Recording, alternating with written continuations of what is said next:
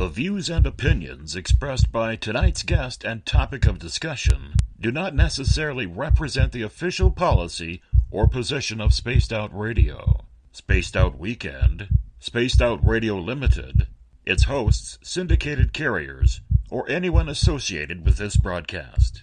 Any rebroadcast, reproduction, or other use of this broadcast or podcast without the express written consent of Spaced Out Radio or Spaced Out Radio Limited is strictly prohibited. Listener discretion is advised.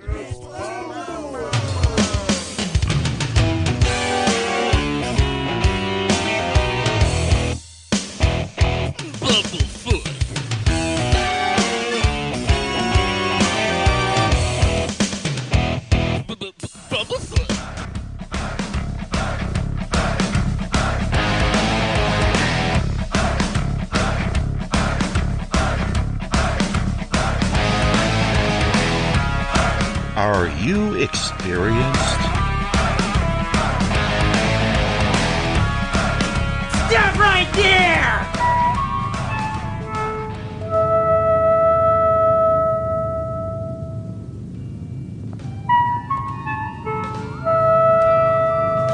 All right. Buckle up, space travelers.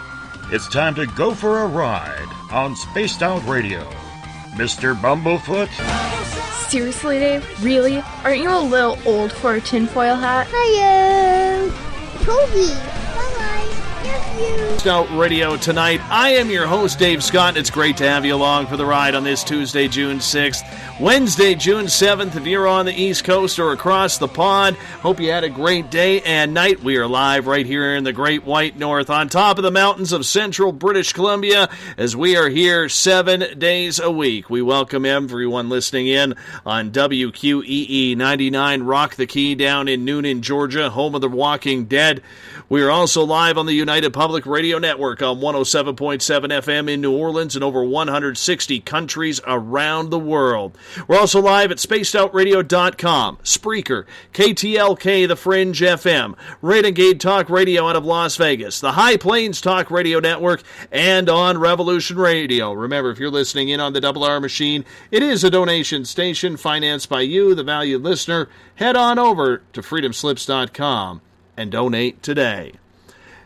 If you like our music, get your horns up for Mr. Ron Bumblefoot Thal, formerly of Guns N' Roses, currently of Art of Anarchy. Bumblefoot rocks us in to each and every show, as he is the official sound of SOR. You can follow us all over social media on Twitter at Spaced Out Radio. Give our Facebook page a like, Spaced Out Radio Show. On Instagram, you can follow me at Dave Scott, SOR. Subscribe to our YouTube channel, Spaced Out Radio Show. Tune us in on TuneIn. Download this show and others from iTunes. We're also on RadioGuide.fm, Player.fm, TalkStream Live, and Stitcher. And of course, our website is SpacedOutRadio.com.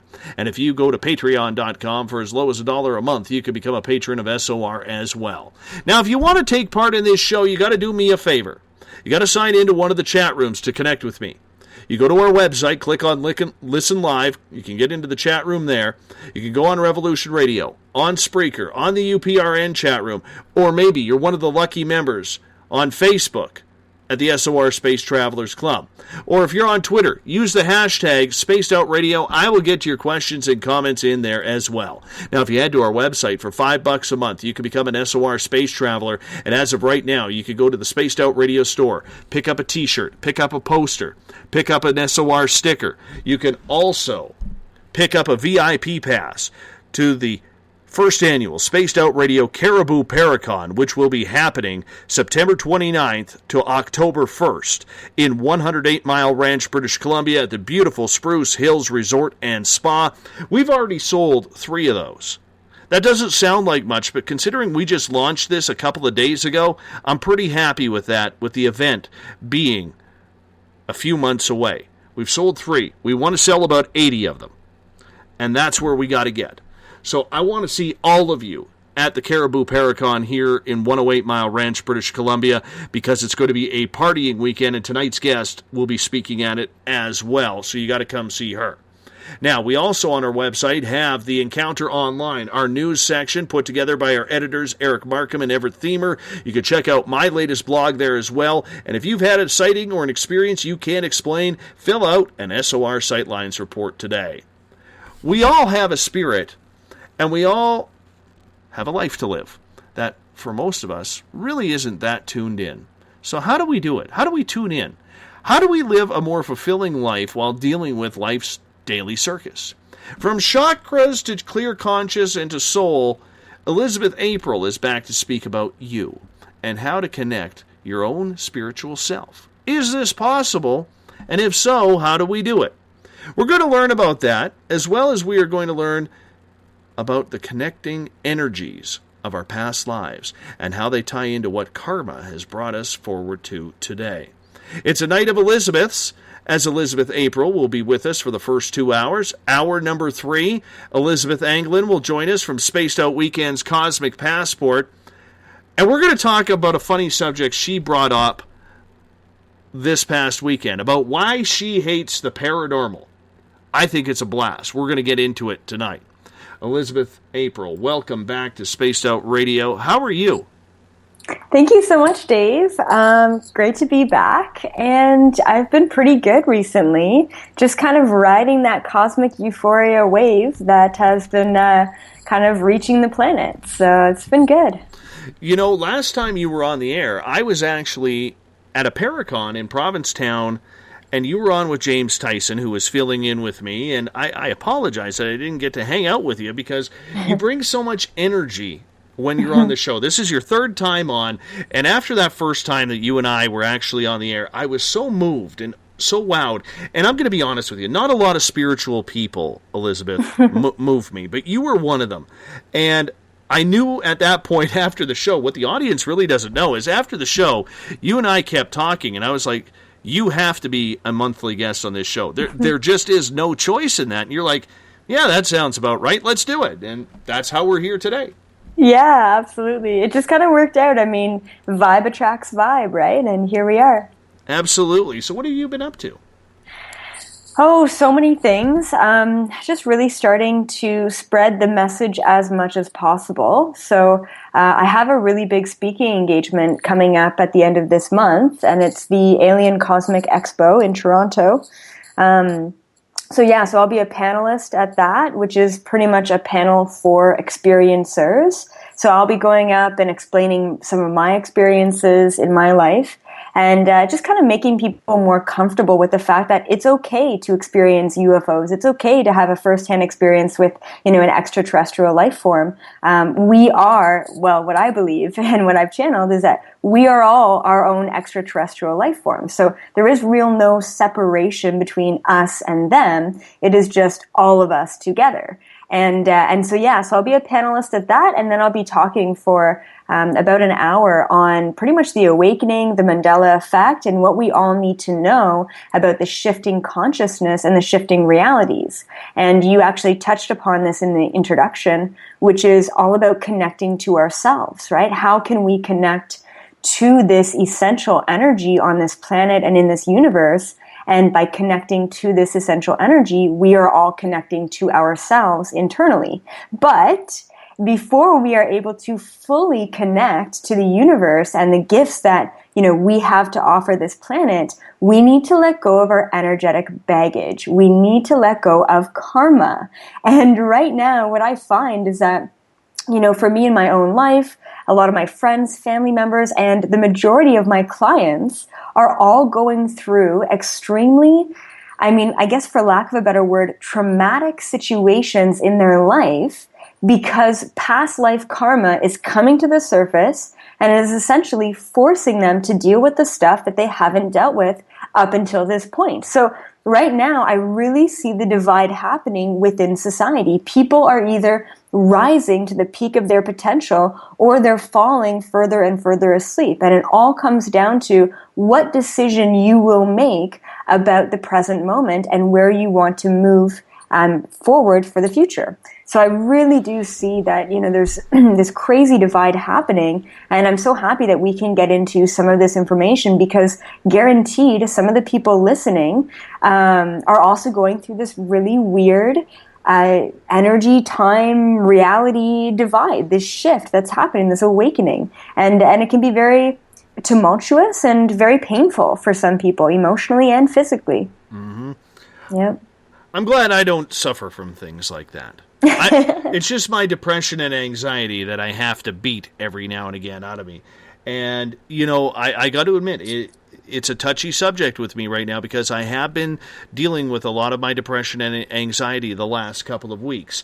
Mm-hmm. But you know what? That's something that every so often flares up. And we're going to get into that a little bit more. Not about me, but just in regards to how everything kind of circulates around each other.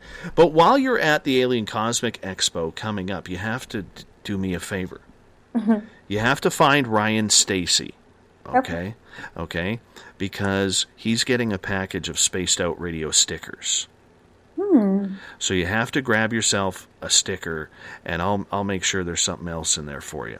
Oh, awesome. Okay, I will check that out. I will track down Ryan Stacy. Absolutely.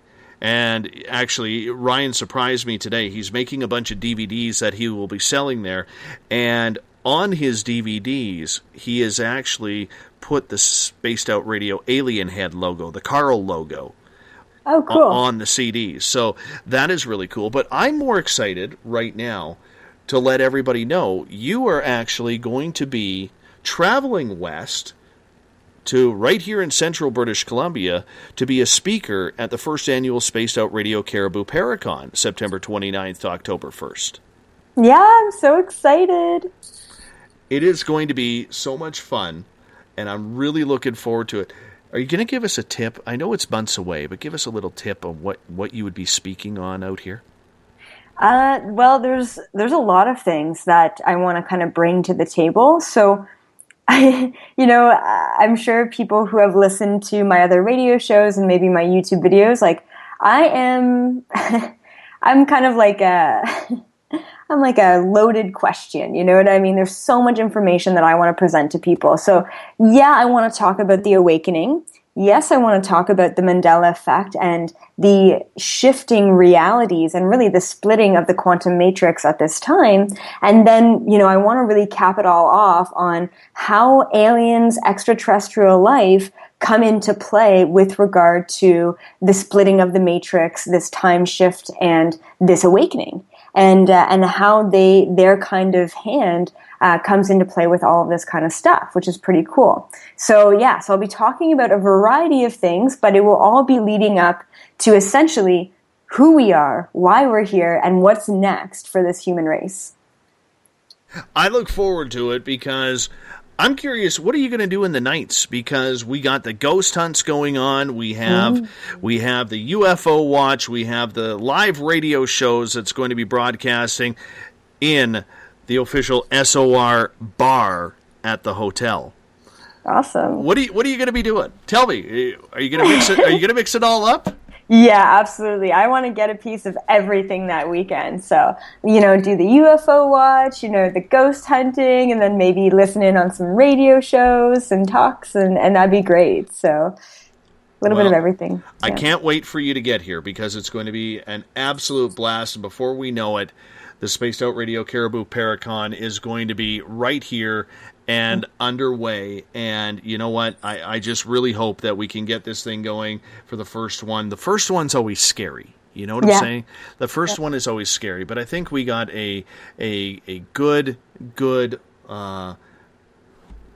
foundation with our team and everything starting to come together.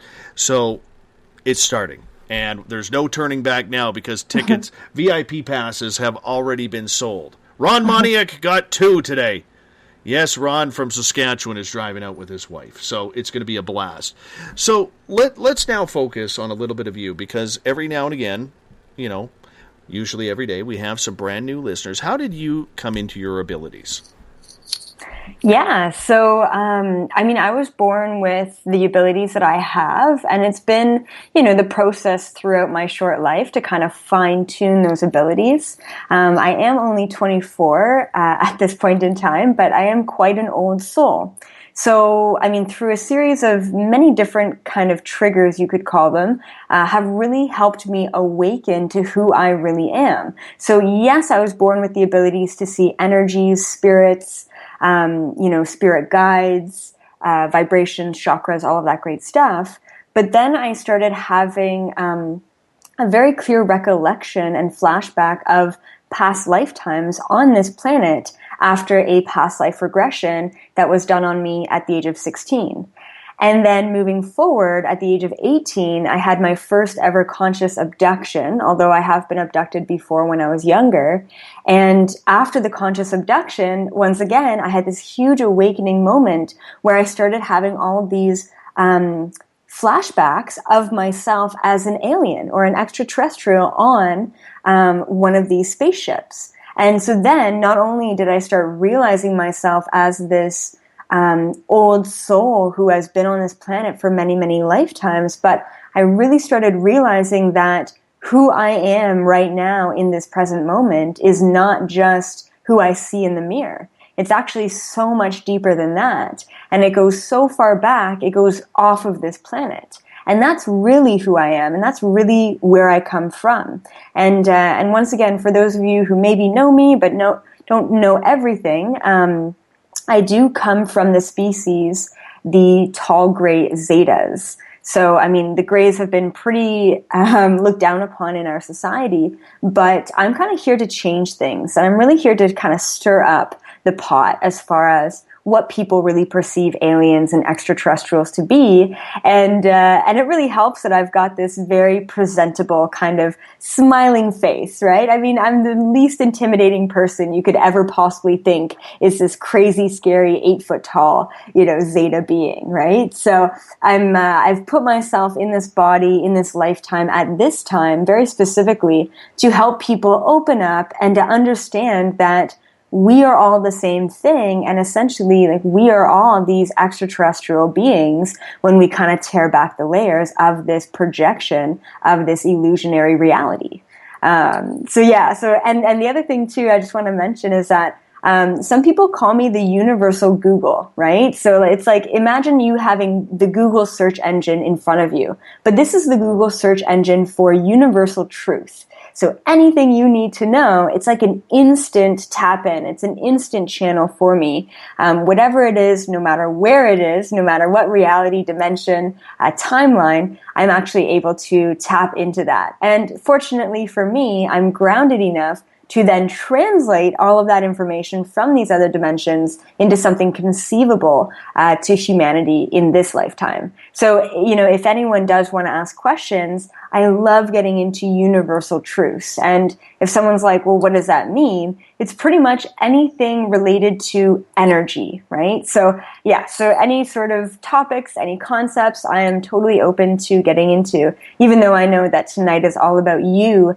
connecting to yourself, and once again, isn't connecting to universal truth, connecting to yourself. So it's kind of this beautiful synchronicity that everything just flows into each other. But yeah, so it's kind of a little backstory. I know I go on to different topics, but that's a little backstory of, who I am, where I've come from, and some of the experiences that I've had to lead me to this point at such a young age.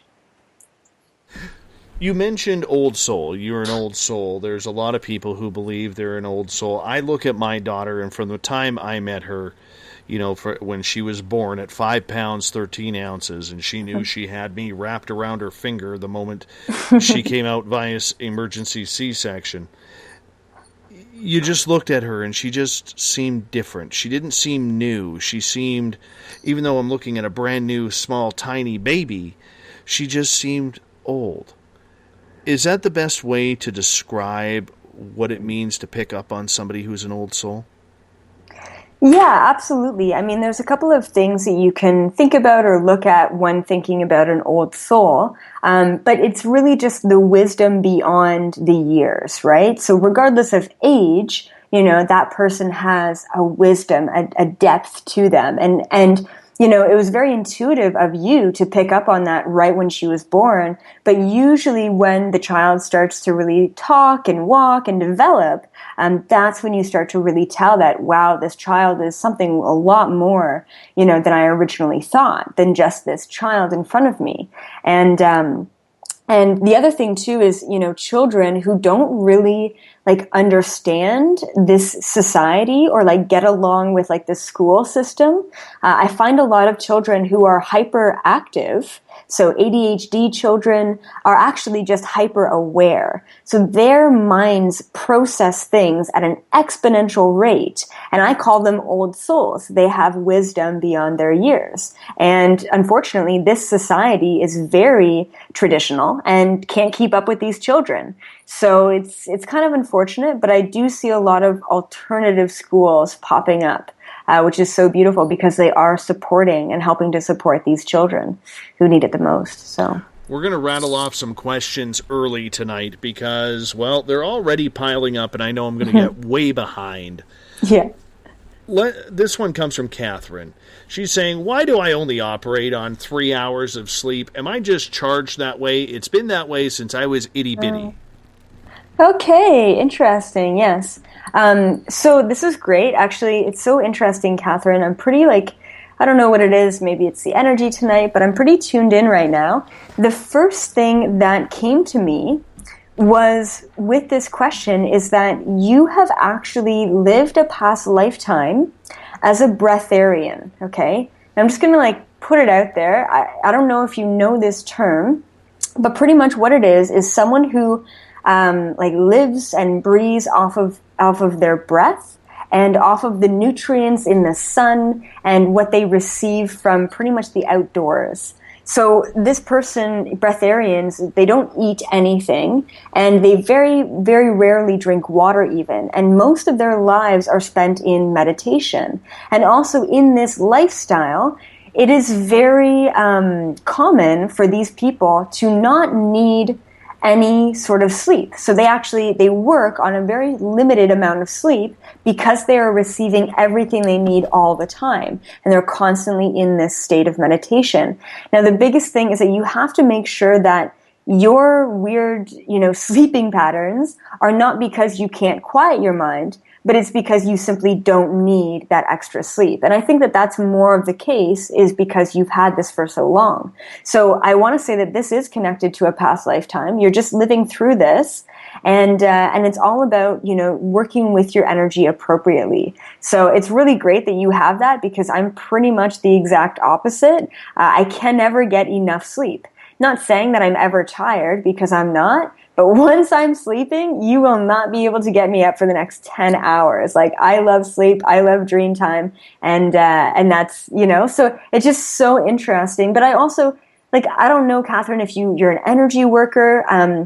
I find that either energy workers, they need more sleep or they need less sleep. And the reason why they need less sleep is because they're tuned in and they're constantly receiving energy from source, right? Or from the environment around you. For me, for example, I'm constantly tuned in, and as much as I give back to myself, that rest is like a computer shutting down, right? And that's really what I feel I need. So it's just interesting, and I feel like for those of you who are also listening, this might also resonate with you, is the fact that, you might get over amount of sleep or you might get under amount of sleep, and just know that it could easily be the fact that you're just working with energy in different ways. So hopefully that kind of answers that question.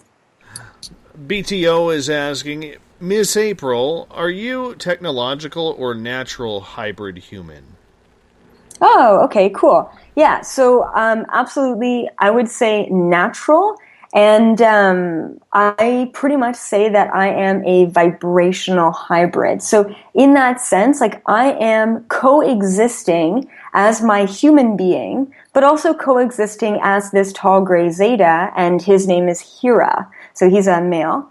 and he steps through to give information to humanity. Now, eventually, I'll be able to fully channel him, like Daryl Anka channels Bashar. So that's kind of like the eventual next step for me is a straight channel. But for right now, I receive the information that I need from him, and then I translate it through my own words. So we're kind of like two souls, no, same soul, two different parallel split realities coexisting in the same moment, if that makes sense. So no, I'm not technological hybrid, but I've never done a DNA test. I've always thought that would come out very weird. So eventually I'm going to do something like that and just kind of check in and see if there's anything else going on with me physically that I should be aware of regarding this hybridization. Back to Catherine for a minute. She says, the last time you were on the air, you mentioned it was the Pleiadians using medium grays to update her implant. Do you have any new info on that? Okay, great. Let's take a look here. 1 second.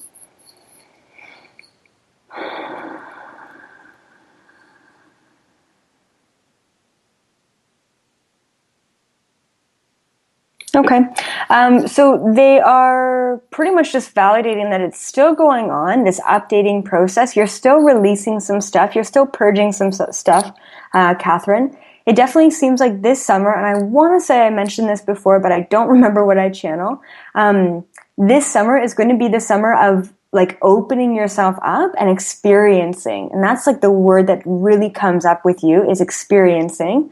The other thing too is I don't know if you've been having any sort of weird neck or shoulder pains, because I do see that there is an implant or a chip in the back of your neck, at the lower back of your neck, and the upgrade is causing some, I don't want to say resistance, but it might be causing either like headaches or pains or pressures or like weird, like, yeah, aches and pains, or maybe like, yeah. So just be aware of the symptoms of that as well. Like, once again, you're not getting sick. You're just being upgraded. And sometimes this has a lot to do with release. And sometimes that release can be painful or emotionally all over the place. So just kind of be aware of the symptoms.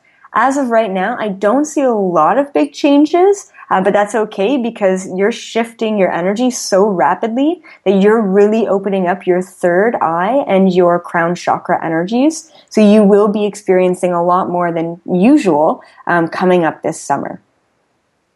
We're bouncing around a little bit. BTO has a follow-up question when you were saying about your split soul. So Hera is an aspect of you, hence your soul? Yes, absolutely. So Hera, I would say, is a higher version of myself. And when he was around, he was actually the ambassador for his species, or my species, which would be the tall grays. And so in that way, he had a lot of abilities that, yes, tall grays had, but he had like the extra clearance, you could say, to get into further information for this humanity. And the only reason why he existed, or I existed in that lifetime, is to help out humans on this planet at this time of awakening. So it's kind of cool that, like, you know, everything, my whole existence has really led up to this lifetime and disseminating this information that I have from Hera and this higher vibrational intel. Let's go over to Craig's question. April, do you consider that you're preparing your consciousness to allow a full singularity between two consciousness? Okay, yes and no, because yes, in the fact that I am preparing my body, my physical body, my spiritual body, for this harmony of two energies, two different vibrations. But I would say no in the fact that they are two separate consciousness. So once again, yes, I'm preparing for this harmony to really happen so that I can speak as one voice. But no, they are not two separate consciousness or two separate energies. They are simply two different aspects of myself in two different timelines. Mm-hmm. Joe is afraid to ask about himself. Okay, yeah, is that what he said? Yeah, Okay. but he has really nice hair, so we're trying to get him up to Paracon here from California, so that way he can show off his nice mane. He'll give you a run for the money. I'm not going to lie. Okay, cool. All right, let's go over to the Revolution Radio chat room. Sungazer is asking, Elizabeth, could you describe the spaceship you were talking about? Ooh, yes, I can. Absolutely. Okay, so this spaceship is a mothership, right? So you've got the tiny spaceships that are kind of like the single individual mission spaceships, and those are the ones that are typically most cited. They're usually quite tiny, even though they're big in our standards.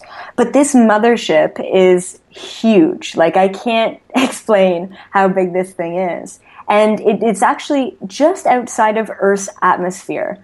And this is one of the places that I love to astro travel the most, is just outside of Earth's atmosphere. And so this big mothership is sitting out there. It's still currently sitting there. So it was there in the time when I was, a tall gray Zeta. It's still there now. And this mothership has anything and everything you could possibly imagine. So not only is it pretty much run by the Greys, but it is also an accumulation of many other species as well on and off this planet. It is the hub of the awakening. This is the center, mission control for the awakening on this planet. So the Galactic Federation of Light, which is pretty much like the UN, but for this galaxy, usually tends to meet inside this mothership. So it's huge, it's metal, and on the inside it's pretty like sparse or barren, but it's got a lot of activity going on. So, of course, it's got a lot of beings on the ship. There's little tiny dorm rooms, you could call it. There's a huge ecosystem right in the middle of the ship. So it literally looks like a jungle. It's got all these plants and trees and not sure the extent of animals on the ship, but I know that it's got a huge ecosystem.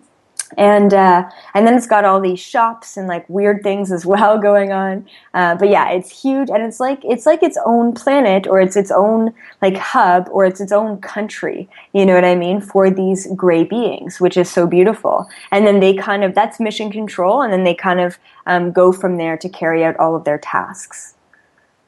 All right, I got to get to a question here. Now, I know one of our listeners, Jennifer. She's listening in the Spaced Out Radio chat room on our website.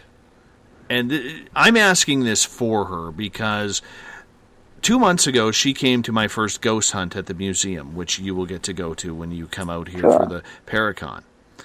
And she gave the little girl in the house a hug.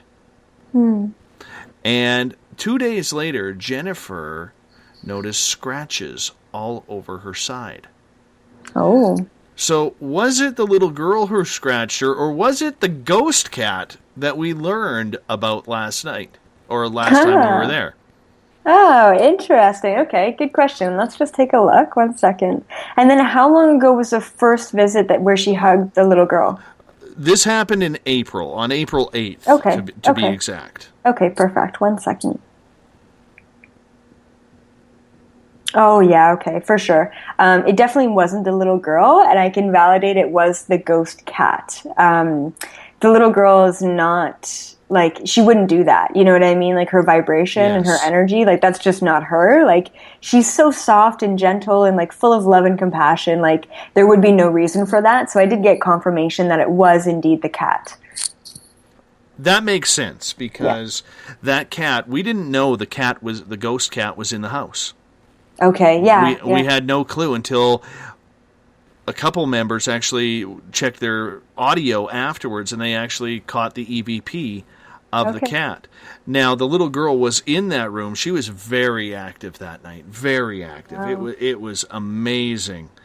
And, Jennifer, when she felt the urge to get down to a child's level, and I said, well, invite her in for a hug. And she actually felt the coldness on her face, like they were touching faces with a hug. It was actually a beautiful moment, to be honest with you. And then, of course, the cat goes and scratches the living hell out of her. But, I guess that's the way ghost cats work. They're just as pissed off on the other side, But I'm going to put you on the spot here. For me, Okay. And this is going in such a different direction than what I actually planned, so I do apologize. Thank God we got another hour with you to get to it. Okay. This Saturday is our next ghost hunt, where I do tours in the museum. Yeah. The last one there was in one of the buildings called the Post House. I always get the heebie-jeebies in there. And there is a spirit of a man named Willie. Willie hates the tour. Okay. Willie understands the reason for the tour is to help raise money because it's a non-profit organization. Yep. And Willie actually tried to have me attacked by investing himself in one of the ghost hunters that was with us on the night previous. Lo and behold, Willie and I, through another psychic medium named Skeeter Wells, who does the weekend show with James, we had a conversation where Willie now understands why we're doing the tour, but we came up with some provisions, which is where he is located in the post house. He hides in the closet because apparently he may have committed suicide in there. Okay. And is he, and this is where it leads to my questions, because I have made him a deal that says we're going to keep, like he said people can come in there. He doesn't want any flash photography. He doesn't want pictures of that. He doesn't want to be a spectacle. He just wants to be left alone. So if we block the closet and make sure that nobody touches anything in the room where he is he going to be okay with everything? Okay, that's a good question. Let's take a look at that 1 second.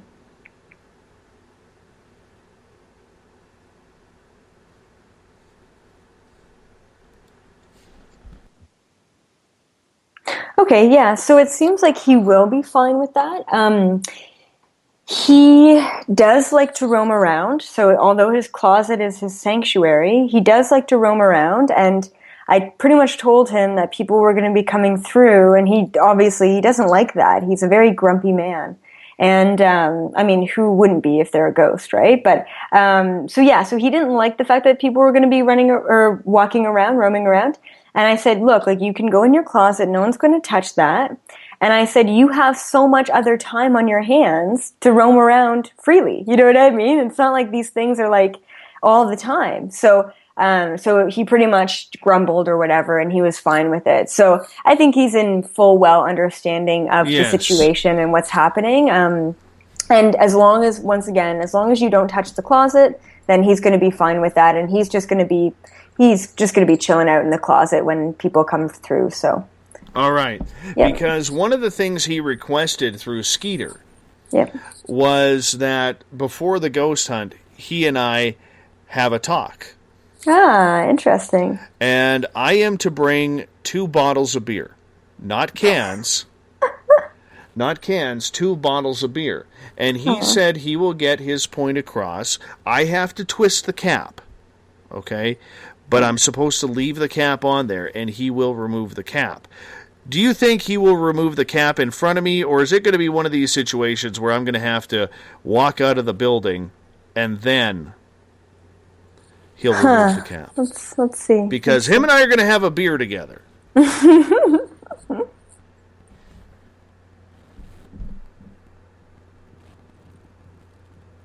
Okay. Yeah, it seems like it looks like it's going to be right in front of you, to be honest. And the other thing too is, like, I don't know if you have like a translator there or you have a medium going with you, but I'm getting a good suggestion that would be a good idea, just to kind of open up the lines of communication as well and have like a kind of a free flow communication with him. So maybe having someone there that's a little bit more intuitive that can tap into his energy and can just, while you two are having a beer together, see if there's anything else that he wants to mention to you. Well, what are you doing Saturday night around 10 p.m. Eastern? What is 10 p.m.? Oh, Eastern. Okay. Yeah, I mean... Oh, this Saturday I've got a retreat, actually. Well, of course you do. Of course. Yeah. I'm just looking forward to going in there, to be honest, and just having a chat with him. That's so nice. I'm not even, to be honest with you, I'm nervous about it. I know I shouldn't be, but I'm nervous about it. I really am. What makes you nervous? Well, because he got into the body of a ghost hunter to try and sucker punch me. So I'm really hoping that he's not playing me here to invade my personal space and make me do something silly, right? You know, like I'm trying to make peace here. I'm trying to be the good guy here. Yeah. Honestly, all I can say to that is I do feel like his intentions are pure. But I also will put up like a word of warning and say the best thing that you can do is protect yourself. Yes. Right? So I suggest just like some good old psychic protection, put up some white light protection around you, and just know that for the highest good of all involved, nothing can step through you. And what I tend to find is ghosts can only really step through lower vibrational people, right? It's actually next to impossible for a ghost that's really in the middle of, in between dimensions, to affect and step through a physical human being, unless that human being has a lower vibration to match that of that dimension that the ghost is in, if that makes sense. So honestly, I don't think that that's going to be a problem for you, just because your vibration isn't vulnerable, let's just say. But, you know, good old white light protection can never hurt as well. All right. That's what I'm going to do. Cool. That's what I'm going to do. Keep me updated. I will. Lisa is asking, I have a tiny little bump at the base of my head, right at the beginning of my neck on each side. I think that's my occipital bone, and I used to pick at them and decided I better not anymore because this was such a long time ago. They are still there, but since then I also have a little bump inside my left eyebrow that didn't used to be there, and it bugs me. I'm supposed to ask you what's going on. Okay, good. And then what's her first name? Lisa. Lisa, perfect. 1 second.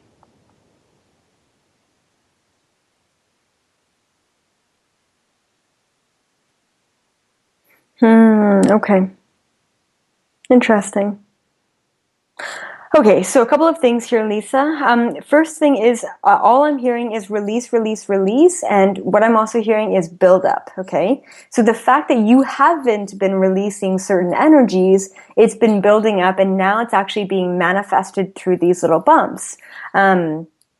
And so a couple of things. So first of all, the throat chakra has been compromised in your life. You're not saying something, you're not speaking up, you're not empowering yourself, you're not communicating something to someone, or you're not communicating something to yourself, okay? Now, I do want to say that this feels like an old habit pattern of yours, which is the throat chakra and not releasing that communication, but you do need to start empowering yourself by speaking up more often. So just being aware of that. Now, did you say, Dave, were you talking about the left? Was it the left eyebrow? Well, let me look here. Let me scroll up a second here. It is left eyebrow. Yeah, yes. Perfect. Okay, great. So there is also a difference between the right and the left side of your physical body. The right side is the masculine, and the left side is the feminine. Now, what it also tells me is now you have another one on your left eye, right, or your left eyebrow. And what this means is that there's something that you're not seeing. There's something that you're not putting action behind within your feminine energy, okay? So what I'm really hearing here is that you're not speaking up regarding who you are and what you want. You're not empowering yourself within that femininity, and these things are coming up to release. Now, as far as a solution to this, because I don't like just giving information, it's all about a solution. So I asked your guides how you can resolve this. They pretty much said to write a letter to all of the people in your life who you should have said something to, but you didn't. And I'm not talking about the little things. I'm talking about big things, big traumatic moments in your life. So write out that letter, say what you need to say, release that letter by burning it, and that's going to really help you bring back that communication, bring back that empowerment. And then the other thing that your guide specifically brought up is more of like a physical cure, I guess. And it would be apple cider vinegar. Like, that's right. That's what they're talking about. They're saying even just like a tablespoon of apple cider vinegar a day, and maybe even taking like a hot cloth and putting apple cider vinegar on it and then putting it on these little bumps is going to really help resolve it. But before you resolve it physically, you need to resolve this energy non-physically. And if you are interested, Lisa, in getting into this a little bit more, that's when I suggest going onto my website, elizabethapril.com, and booking a full one-on-one session with me. So just kind of being aware of that information, and that should actually really clear things up. And I do see things clearing up before September. Right. Let's get to Beyond the Omniverse. Is one's traveling cosmic spirit an aspect of one's universal soul? Okay, hold on. Can you just say that again? Is one's traveling cosmic spirit an aspect of one's universal soul? Oh, absolutely, 110%. I mean, even the way that question was worded is like you already knew the answer of it, right? That is, our traveling cosmic soul is a part of us. We are a part of the universe. Everything is a part of universal source. It is just all one and the same. So, I mean, it's a great question because you're bringing a lot of awareness to people who maybe thought that they were separate things. Yeah, so our traveling cosmic soul is a part of this cosmic crazy universe that we all live in. All right. Let's move on here because we're going to get this back on topic. This isn't supposed to be a reading show, and I just kind of let it go. I did. Yeah. I just kind of let it go. But that's okay. I like Lisa. I do. Yeah, it's fun. We did it. Yes, we did it for Lisa. We're gonna give Lisa credit tonight, so hopefully she gets a big mission. All right. I'll ask one more from Jennifer, okay? And I'm going to ask this because Jennifer takes part in my ghost hunts. And Jennifer, you better be at the ghost hunt on Saturday night. That's all I'm saying. Bring your hubby down. Don't bring the kids. But bring your hubby down. Bring your friends down because let's see if you get any weird stuff happening around you again. But she is asking, I would love to know my spirit guide's name and gender. Okay, cool. Awesome. And this is Jennifer? Yes. Okay, perfect. Now, first of all, I want to say, Jennifer, that you have multiple. Actually, everyone has multiple spirit guides. I tend to find that people have, on average, about 10 spirit guides. Some people have a little bit less. Some people have a little bit more. There's no, better or worse. So I'm going to ask for the most significant spirit guide to you in this moment and see who steps forward. So 1 second. Interesting.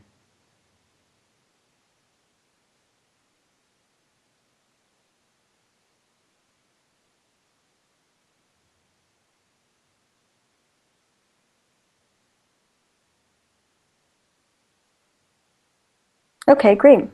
Okay, awesome. So I'm picking up on one of your spirit guides here, came through right away. This is a female energy, very clearly female, and this is an interdimensional being, and not in the scary sense, but actually she's quite cute.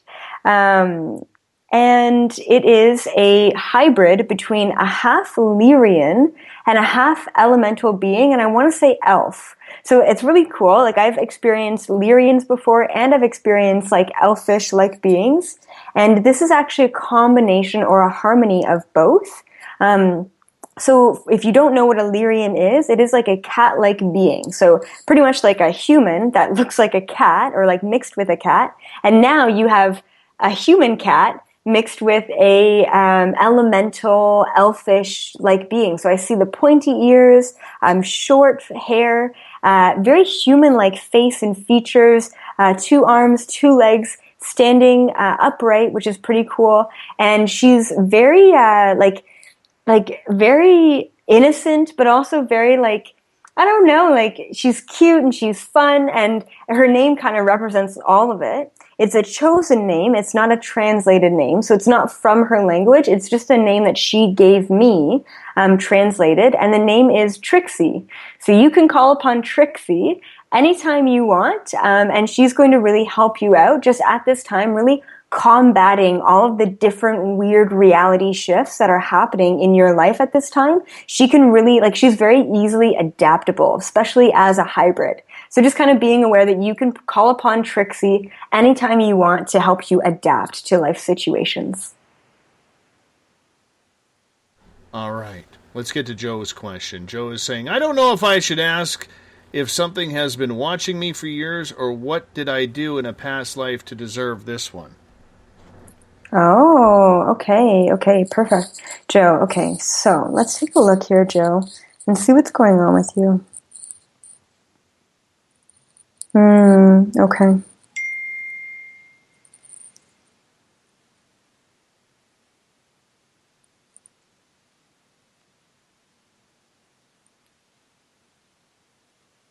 Interesting. Okay, so Joe, I'm definitely picking up on some past lifetimes here where you were, okay, let's just call you like a leader who was corrupt. Okay, so it seems like, has been a lot of these past lifetimes where you were this more so corrupt leader.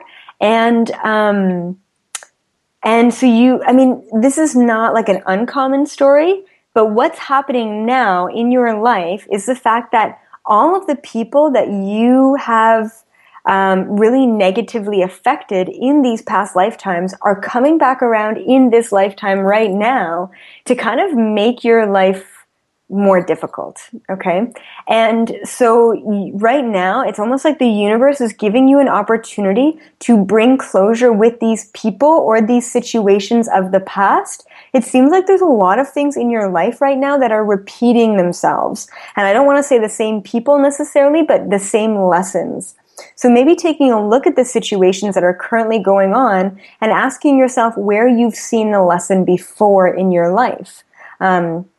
Guaranteed these things are coming up for you to release them karmically from these past lifetimes. Now, I also am hearing that this is really at the tail end of your karmic release. I want to say by September 2017, so just a couple months away, you are going to be fully releasing and have released all of your karmic energy from the past. It's only getting worse right now because you have a lot of learning that you need to do as well. And actually, just as I said the word learning, the first word that came to mind that your guides gave me was pride. Okay, so there might be some sort of pride issue that you have, or maybe you're projecting someone that you're not, and you're not being as authentic as you need to be at this time. So just kind of checking in with yourself and seeing where you're coming from and how you're affecting the people around you, because, it's just important to be aware of all angles. So yes, absolutely, past lifetimes are affecting you. And once again, if you do want to go into this further, I can help you release those past life karmic connections through a full one-on-one session. And usually that requires going into that lifetime, seeing what happened, who it was with, and how we can totally release those in the present moment. Okay? So just know that help is out there for you if you are looking for it. We got about 90 seconds before we got to take a break. Joe is not convinced that he's an experiencer. I know that. I know this because I've talked to him before. Yep. And he did my little coin trick, and the coins moved. Oh. Mm-hmm. Okay, so let's take a look here. Let's see here, Joe, if you're an experiencer. Huh, yeah, okay. Yeah, he gets taken. Oh. Okay, so you, Joe, actually have a lot of interdimensional connections, but your guides are really being coy with me as far as like who the connections are with and like how those connections are being made. But just know that yes, you have experienced things before. You haven't been fully consciously aware of it. That's totally okay. But yeah, so just starting to really open your mind about who you're connected to and really essentially who you really are in this lifetime. But you have to deal with the more physical human things before you take that next step. Excellent. And on that note, we're going to hop out for our first break of the night. Elizabeth April is our guest. Spiritual You is what we call this segment. It happens the first Tuesday of every month where Elizabeth will be with us for the first 2 hours of the show. Normally we don't do a lot of readings. This one kind of got a little out of hand. We're going to get back on topic. Karma, past lives, and much more with Elizabeth April right after this on the Mighty SOR. Coming September 29th to October 1st, the first annual Spaced Out Radio Caribou Paracon. Hi, this is Dave Scott. The event will be held at the Spruce Hills Spa and Resort in 108 Mile Ranch, British Columbia. Come join us for an amazing weekend of speakers talking all things paranormal, UFOs, ghosts, aliens, Sasquatch, intuitiveness. Listen to great speakers like Miriam Delicato, Samantha Mowat, and the crypto guru Ronald Murphy. Get your VIP passes by going to spacedoutradio.com and clicking on the Paracon banner. Come to BC, where the paranormal is waiting for you.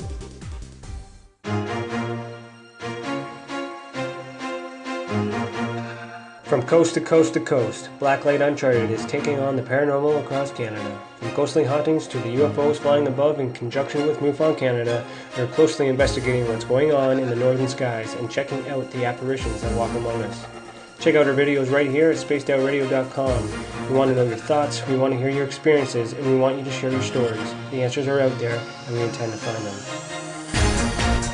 Would you like to become one of our space travelers?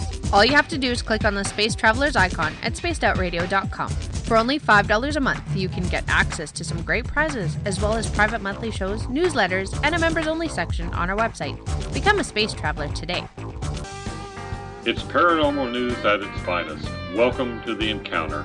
At spacedoutradio.com, The Encounter online is SOR's trusted news source for everything weird and strange going on around the world.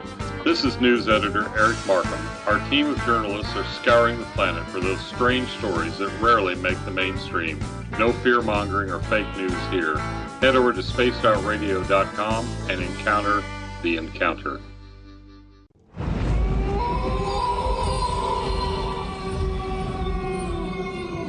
Hey, this is Canadian paranormal investigator Mike Moore.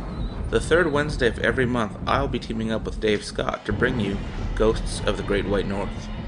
Each month, we will bring on guests from across Canada to discuss their ghostly encounters. Canada is a paranormal hotbed with stories you've never heard, so we're going to bring them to you. So get comfy on your Chesterfield, grab a donut, and join us, eh?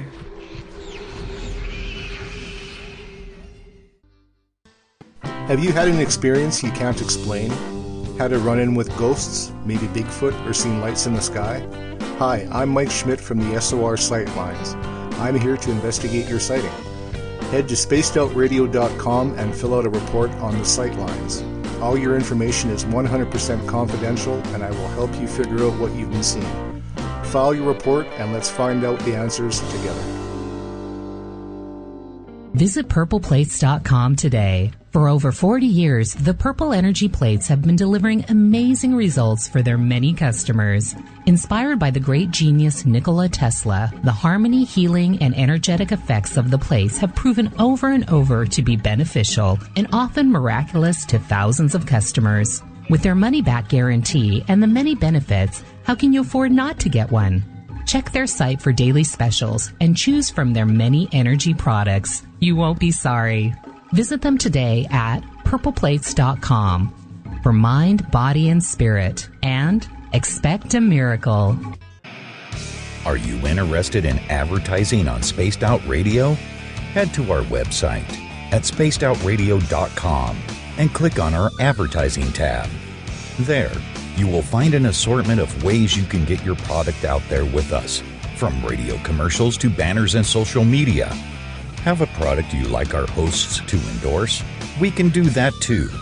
Visit spacedoutradio.com for more details. Have you got your Cosmic Passport? If you need one, tune in to Cosmic Passport on Spaced Out Weekend. This is Elizabeth Anglin, ET experiencer, spirit medium, and host of Cosmic Passports. Each weekend I'll be bringing you interviews and support from other paranormal experiencers, and the best in intuitive spiritual guidance from across the globe. It's all happening starting at 9 p.m. Pacific Time, midnight Eastern, on spacedoutradio.com.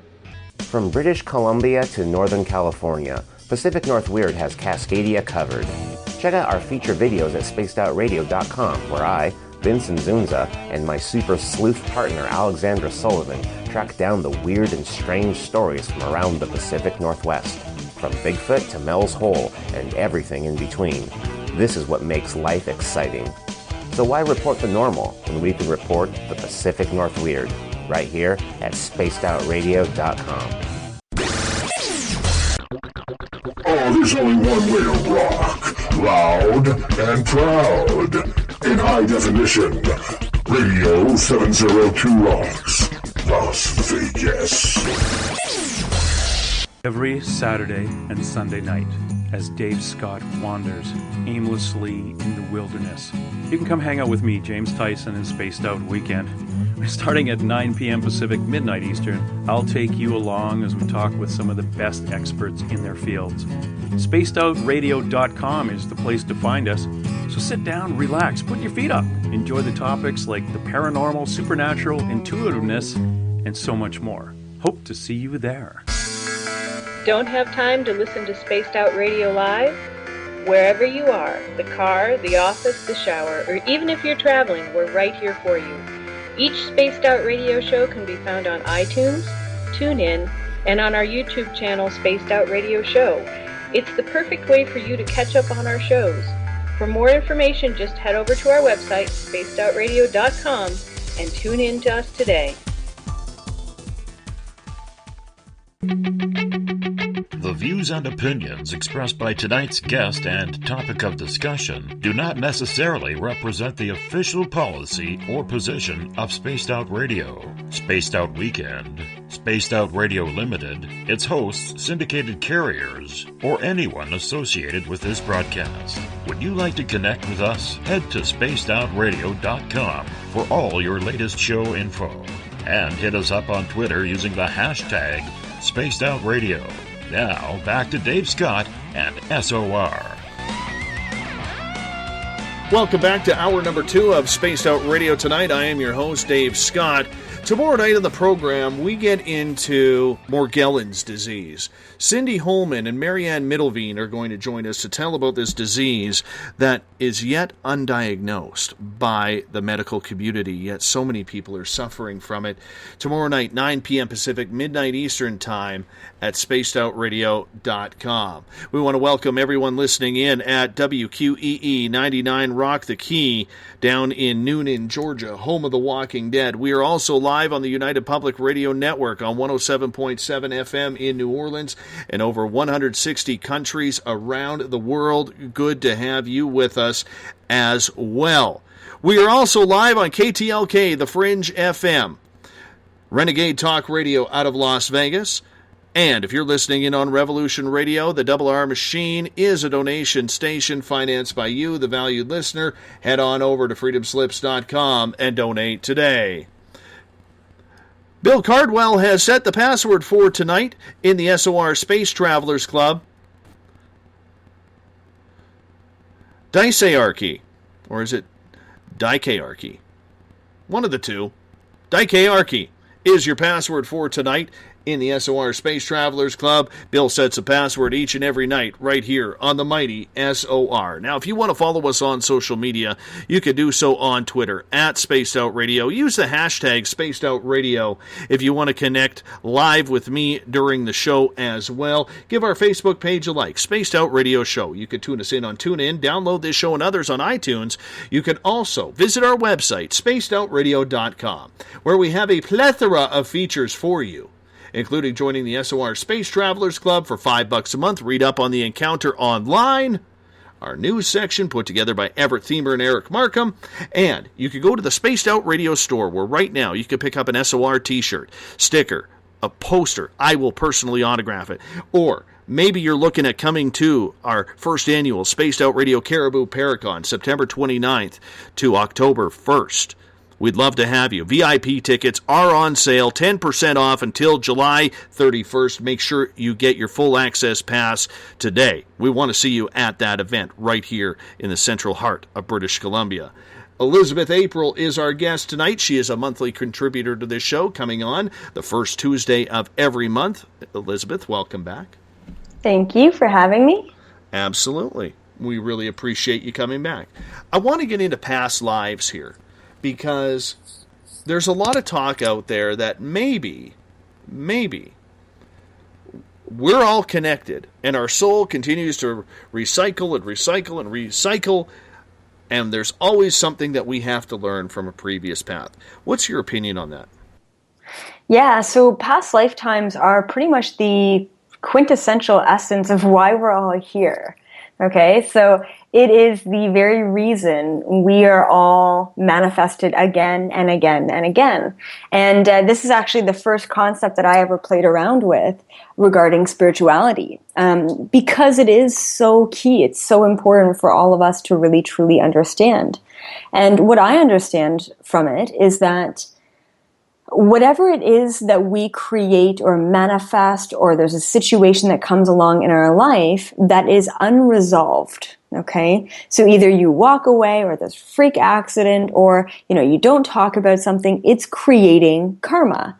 And sometimes you can create good karma, and sometimes you can create bad karma. So just knowing that karma is not necessarily good or bad all the time. It can be both. And, now, the whole awakening process that we're all going through at this time is the elevation of this energy, this vibrational frequency on this planet. And the beautiful thing about this vibrational frequency increase is the fact that it is allowing each and every one of us to release and let go of our karma. And there have been many other channelers who have mentioned this, that we are now moving into a karma-free existence.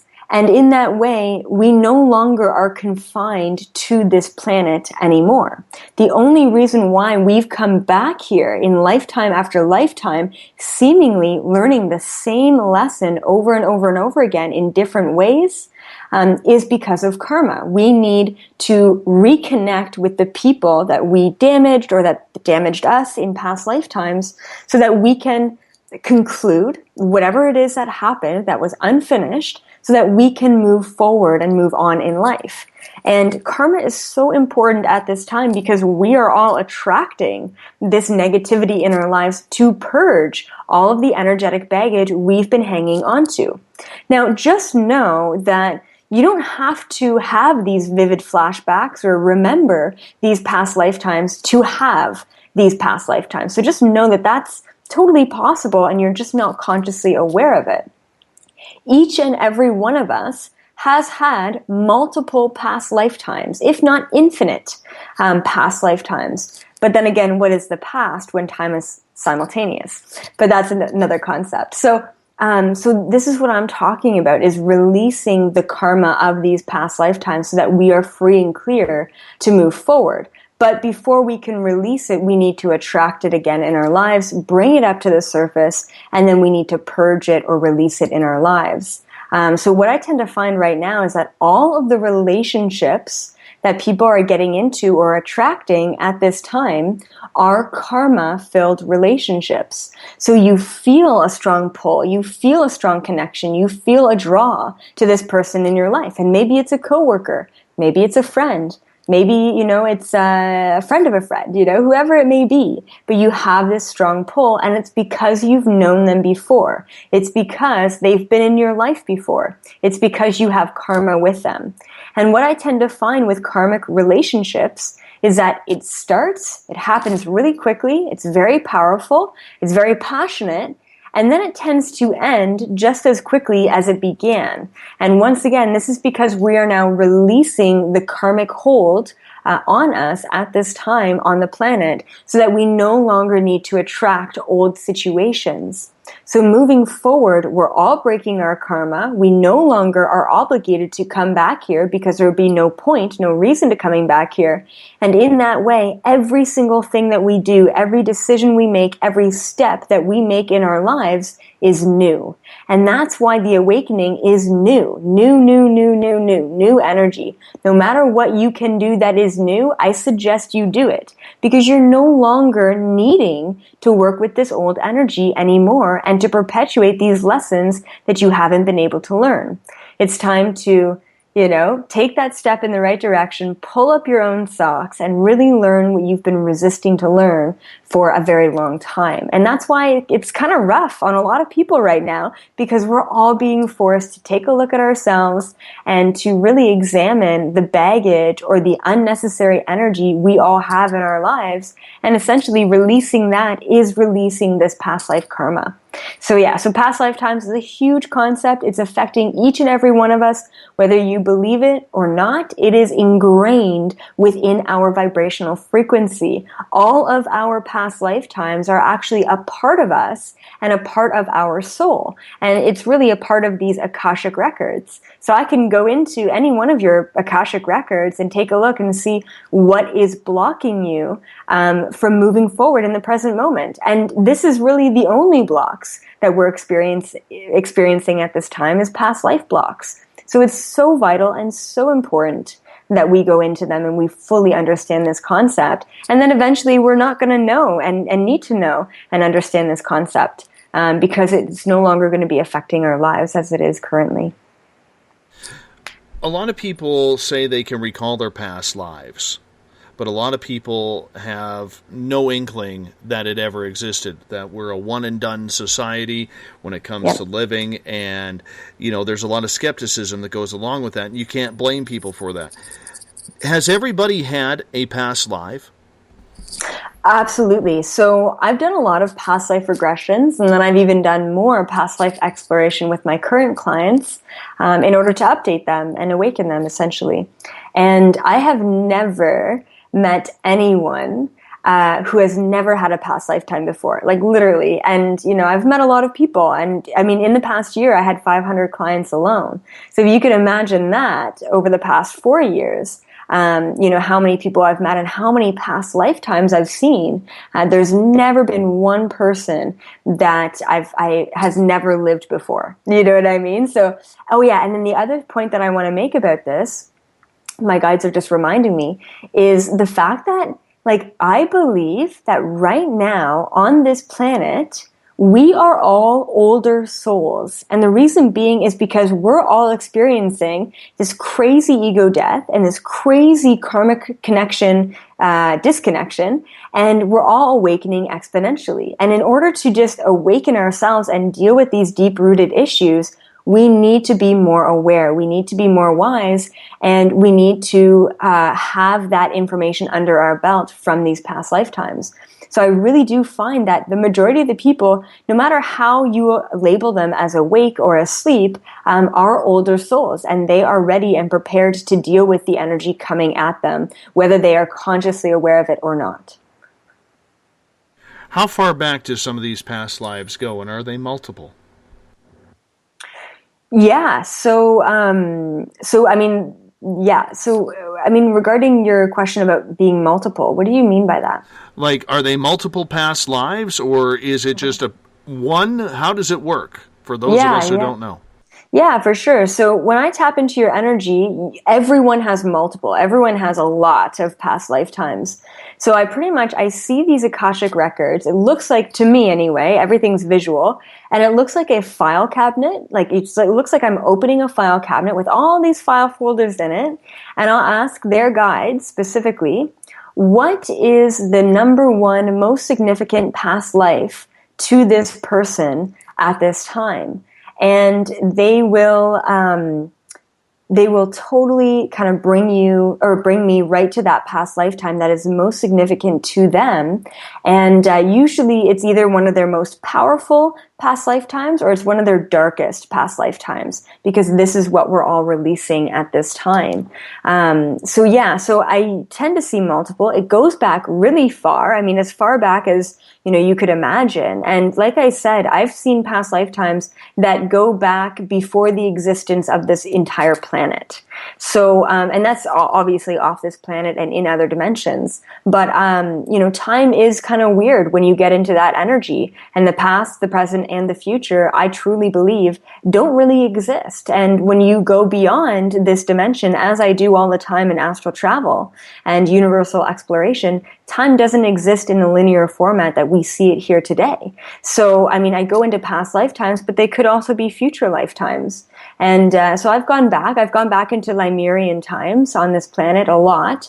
I've gone back into ancient Egypt on this planet a lot. And then, of course, I've explored many other dimensions, realities, existences, and species out there. So when you go back and you regress into a previous lifetime, How long ago are you going back? Could it be 30 years if, say, you're 28?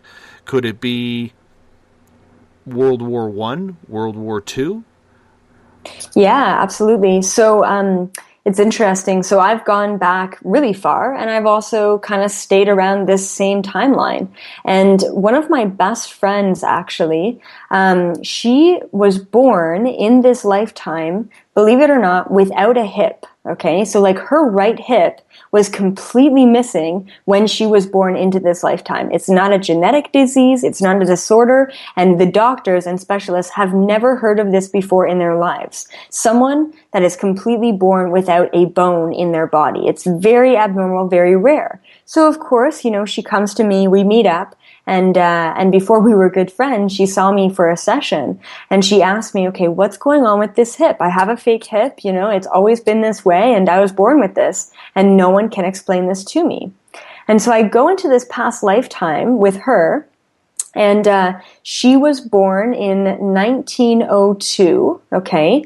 And so she was born in England in 1902, and her parents died in the Titanic in 1912, okay?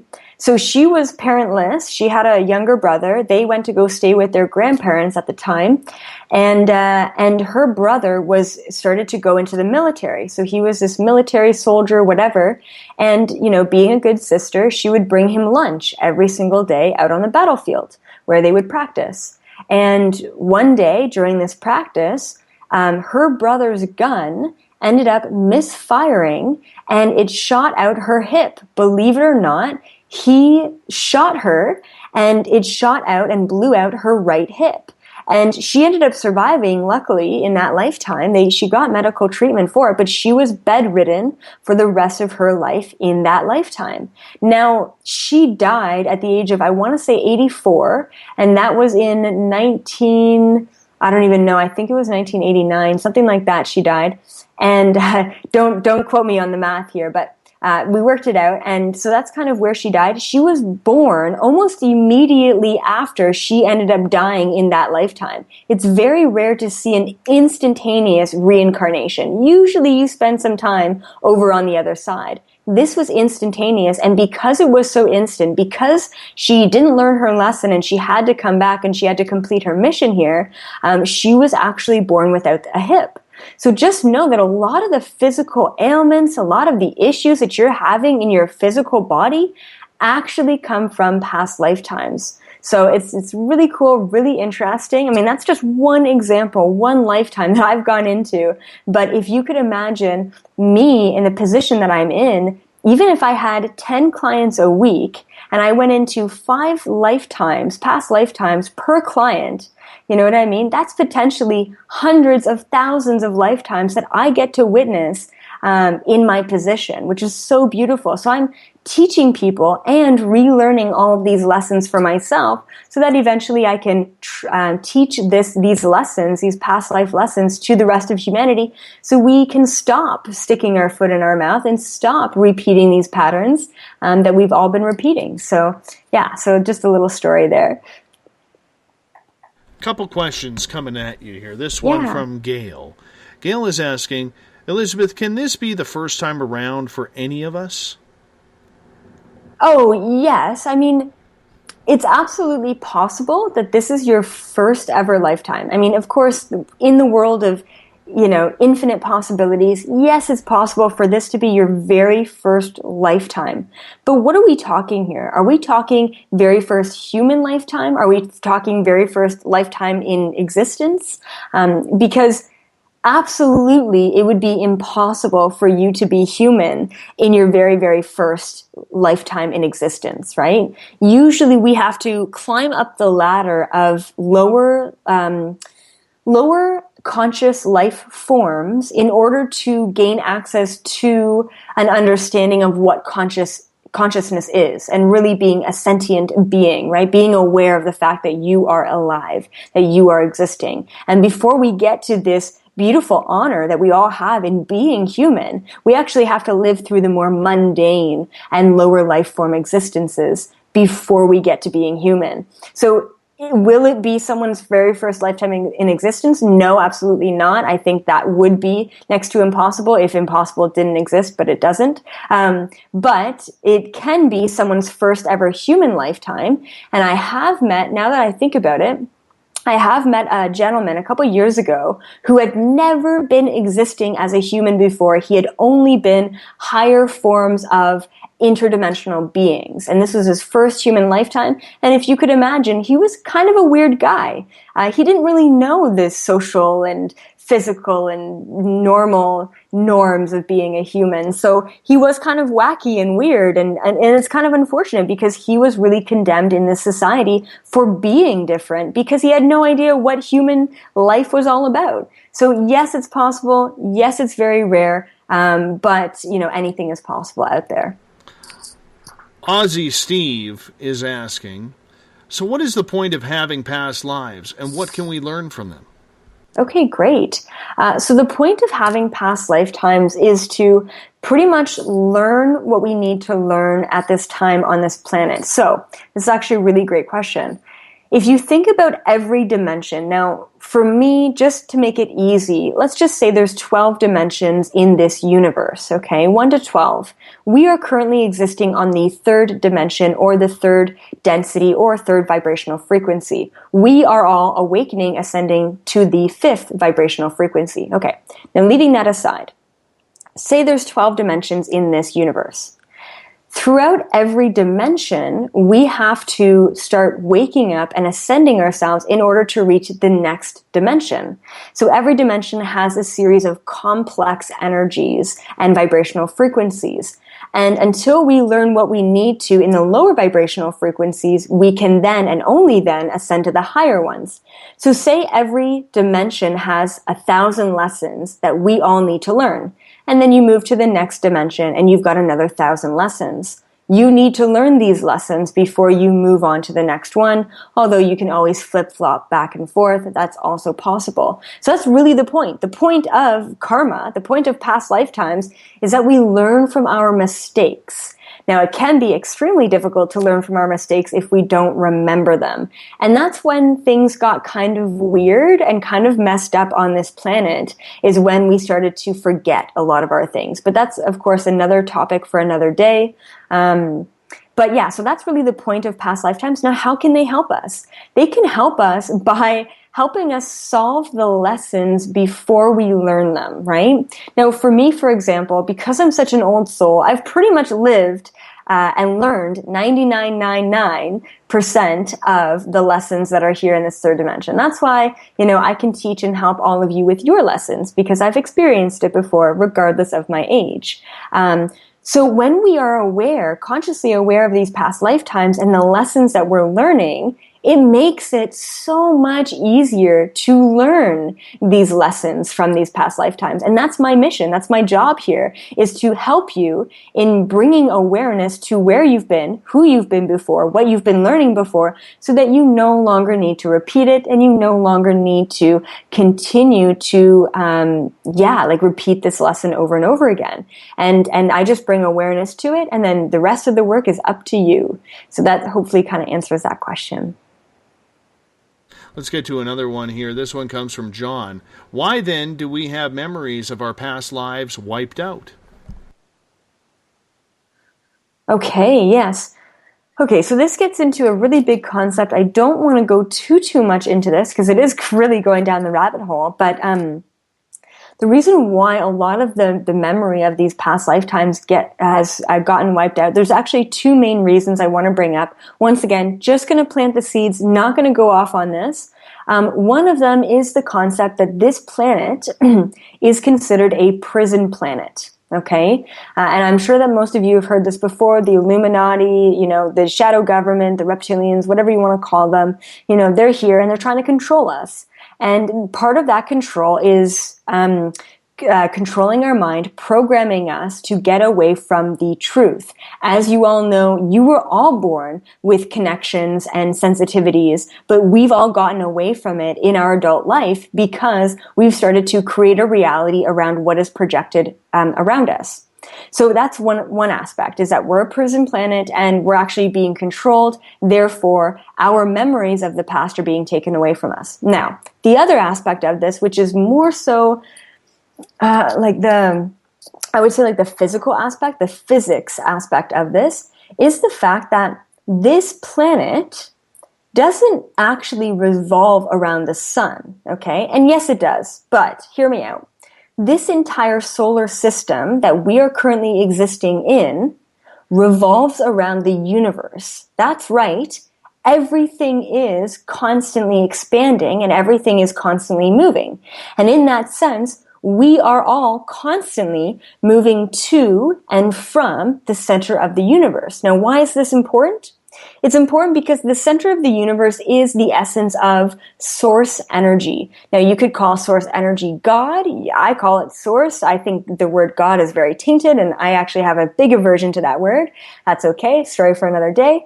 But the closer and closer this planet gets to the center of the universe, the faster and faster we start waking up to our truth. The center of the universe is source energy. We are a part of source energy. We are the center of the universe. Therefore, moving closer and closer to the center of the universe is essentially moving closer and closer to ourselves. Therefore, the waking up process. This is actually what I'm going to be talking about at the Paranormal Con. And so now what has happened is that in ancient Lemurian and ancient Atlantean times, we were extremely close to the center of the universe. We had technology, we had math, we had quantum physics, we had sacred geometry, we had telepathy, we had spiritual abilities in ancient Lemuria and ancient Atlantis. What ended up happening? Yes, we kind of destroyed ourselves, but that's another story for another day. But eventually, this planet ended up getting slowly but surely further and further away from the center of the universe, thus falling its people further and further asleep. And now we're on the rotation back around. Now we are gaining access back to the center of the universe. So it's just this giant cycle that we are all on. And some of you may know this cycle as the Mayan calendar cycle. And this is the same thing, just described in different ways. So that's why past lifetimes are so important. And that is why we've actually forgotten everything, is because we have been asleep. Our planet has been further away from the center of the universe. Now we're all waking up, coming to these profound realizations. And it's a beautiful time to be in existence. What about people who remember their past lives and they've reincarnated? We've seen so many stories where children can absolutely pick out buildings that they've never seen before or places. There was a story a few years ago out of India where they are very spiritual and believe in reincarnation, where a young boy actually picked out his killer from his previous life, and that person was so freaked out they admitted to it. Wow. How come some people can remember their next reincarnation? So I will say that, the younger people of this generation are more in tune, with past lifetimes, because typically right now older souls are being born on this planet to increase and raise the vibration of the planet. But the other thing too is, now that the planet has an increased vibrational frequency, these older souls can actually be here now. And before, the vibration was not in support of these older souls. So that's one aspect of it. And then the other aspect is, we're all starting to remember our past lifetimes because the veil of this matrix, of this illusion, is being lifted at this time. So once again, the veil is being lifted. We are all waking up and remembering these past lifetimes. Now, regardless of your age, regardless if you were born with the insight of these past lifetimes or not, all of us are starting to wake up to these past lifetimes. And if you haven't already explored it, it is so essential that you do. And you can come to someone like me if you resonate with me, or you can explore this on your own free time and your own energy as well. So being aware of the options there, and just knowing that with the little boy, the example in India, that needed to be resolved, and that was most likely a very, very recent past lifetime of his. And that's why it was so much clearer for him than, say, another lifetime that was centuries and generations ago. So the ones that are more recent are definitely more rare, but they're actually more clear as well. And that's kind of why people are kind of waking up to this as well. Couple questions. Ron is asking, are animals always animals? Do they reincarnate with us, or do they forgive us if we put them down? Okay, yeah. So huge confirmation here.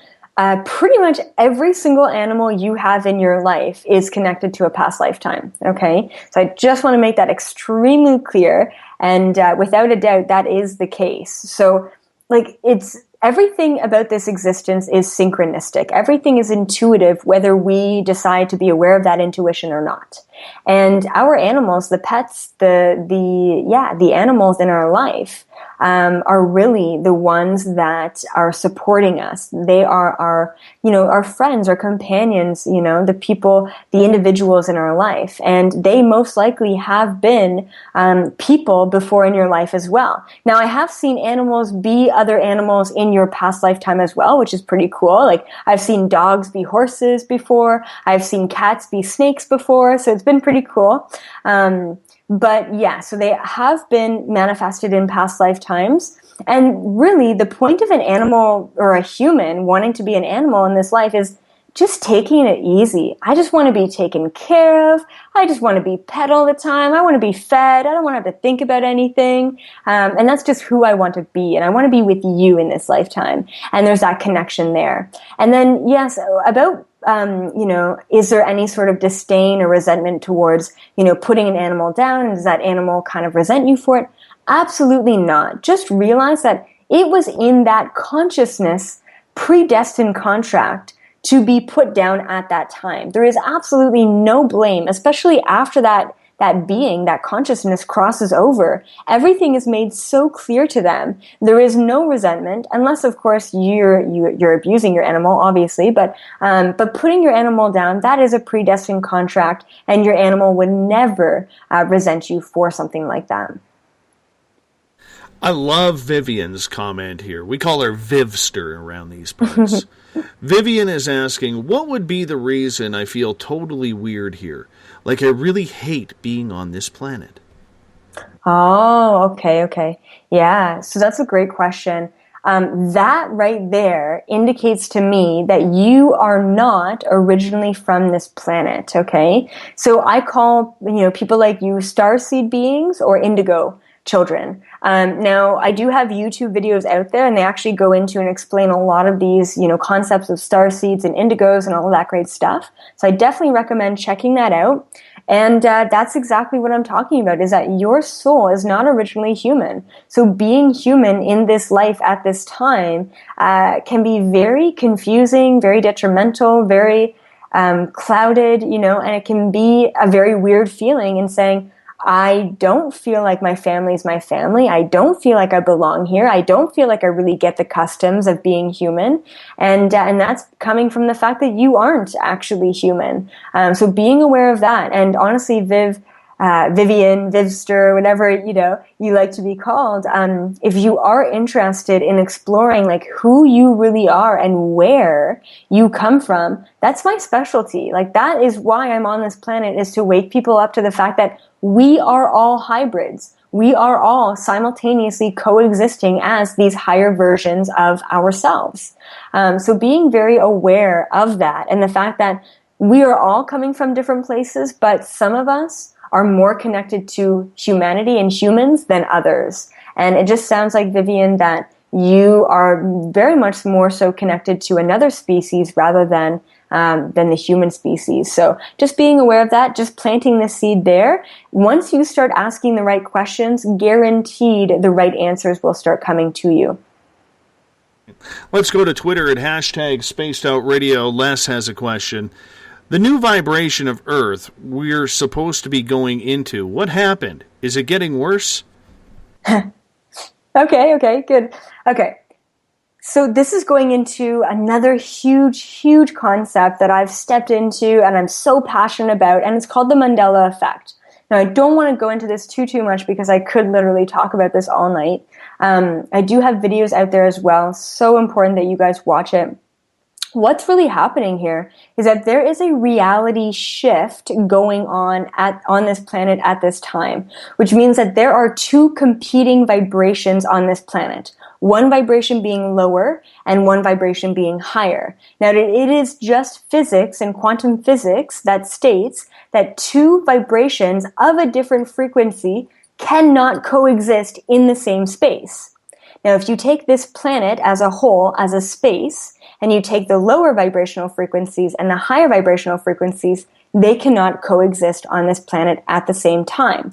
What's happening is that these two competing vibrations is actually causing a tear in the quantum matrix of this reality. That's right, no word of a lie. This reality is splitting into two different parallel Earths or parallel realities. I call it New Earth and Old Earth, or third dimensional Earth and fifth dimensional Earth. This is the awakening.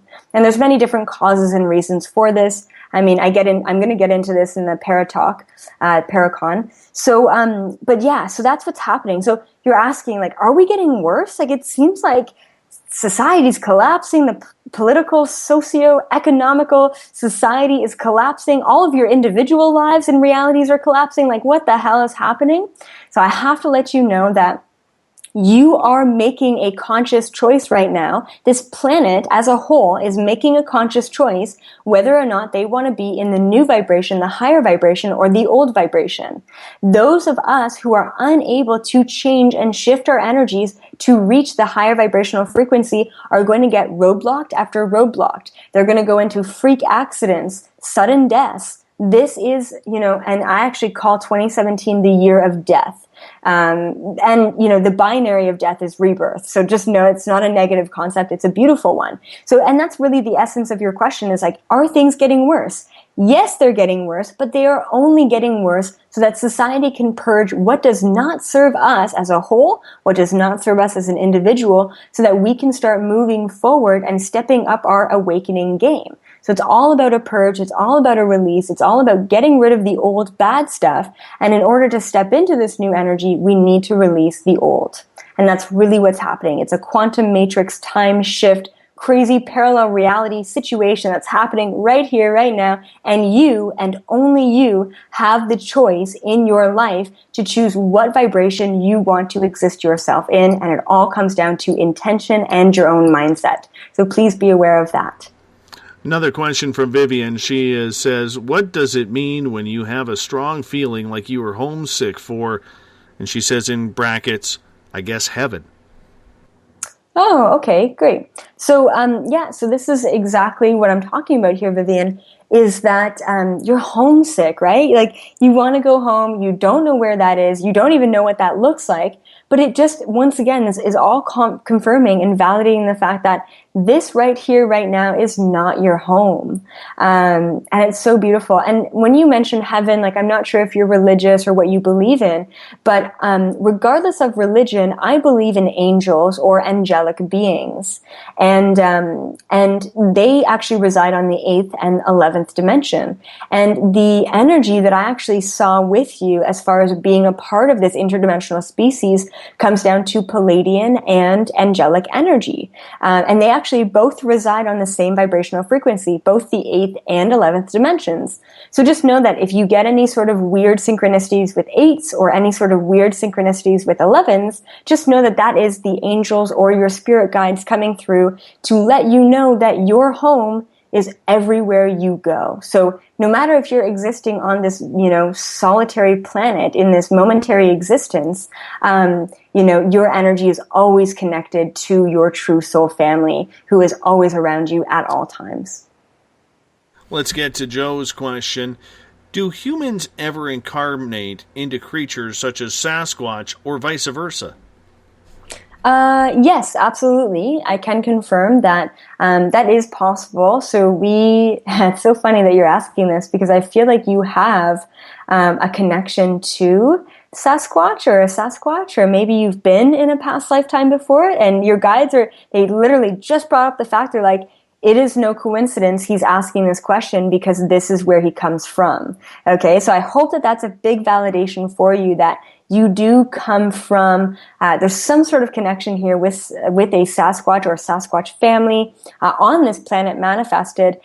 This is a past lifetime of yours, and this is something that you've come from. And I don't know if like nature and the woods is like your sanctuary, but I suggest getting back into it. Getting back into nature and having that soul connection is really going to connect you to the past and really you to yourself in the present. So yes, it's possible, and yes, it seems like you're currently living through a situation exactly like that. Well, if you saw Joe's hair, you would say, oh, yeah, he is fully Sasquatched. Fully Sasquatched. You know, I think his hair goes past his ass, I think. I'm pretty sure. But we're quite jealous of it over here. We're quite jealous of it. Ron has an interesting question, though. And he is asking, it is said our relatives greet us on the other side. How can they do that if we reincarnate? Oh, okay. Good question. Good question, Ron. Okay, so this is that's the essence of what happens. So when someone passes away, and I deal with this all the time, I deal with spirits and ghosts and, crossing over. I've crossed over a number of souls who have been stuck in the ghostly plane. And when I cross them over, it literally is a light. So like it is literally going into the light. And when I open up this light, I call it a portal. So it's like this white light portal. It looks like an orb of white light. And I actually open this portal up for these spirits and these ghosts to cross over into. And all of their family members, all of their friends, everyone else who has crossed over is waiting there for them. And they're kind of all greeting, this person and ushering them through this new side. Now, like I said, reincarnation exists, but it's very, very rare that an individual is instantaneously reincarnated. Once again, it is very rare for a person to be instantaneously reincarnated. Usually what tends to happen is that an individual spends some time over on the other side just kind of chilling out as like a soul. So you cross over into the light, your whole family's there, and then you have time to deal with all of the lessons that you learned in this lifetime. Now, the biggest shocker for me when I was just getting into this stuff when I was a teenager is the fact that we actually learn just as much as consciousness over on the other side as we learn, as much as we learn as humans on this side. So we're actually learning so much, even on the other side, even without a body. So just knowing that we actually spend this time in between this incarnation and the next, learning what we need to learn in between that time. So yes, reincarnation is there. Yes, it happens. It's rare that it happens instantly. And if it is instant, it's like you cross over to the light and you're instantly thrown into another lifetime and you get a very short period of time with your friends and your family. But yes, they are always there to greet you when you do decide to cross over. I want to get to another question here. This one comes from Teresa.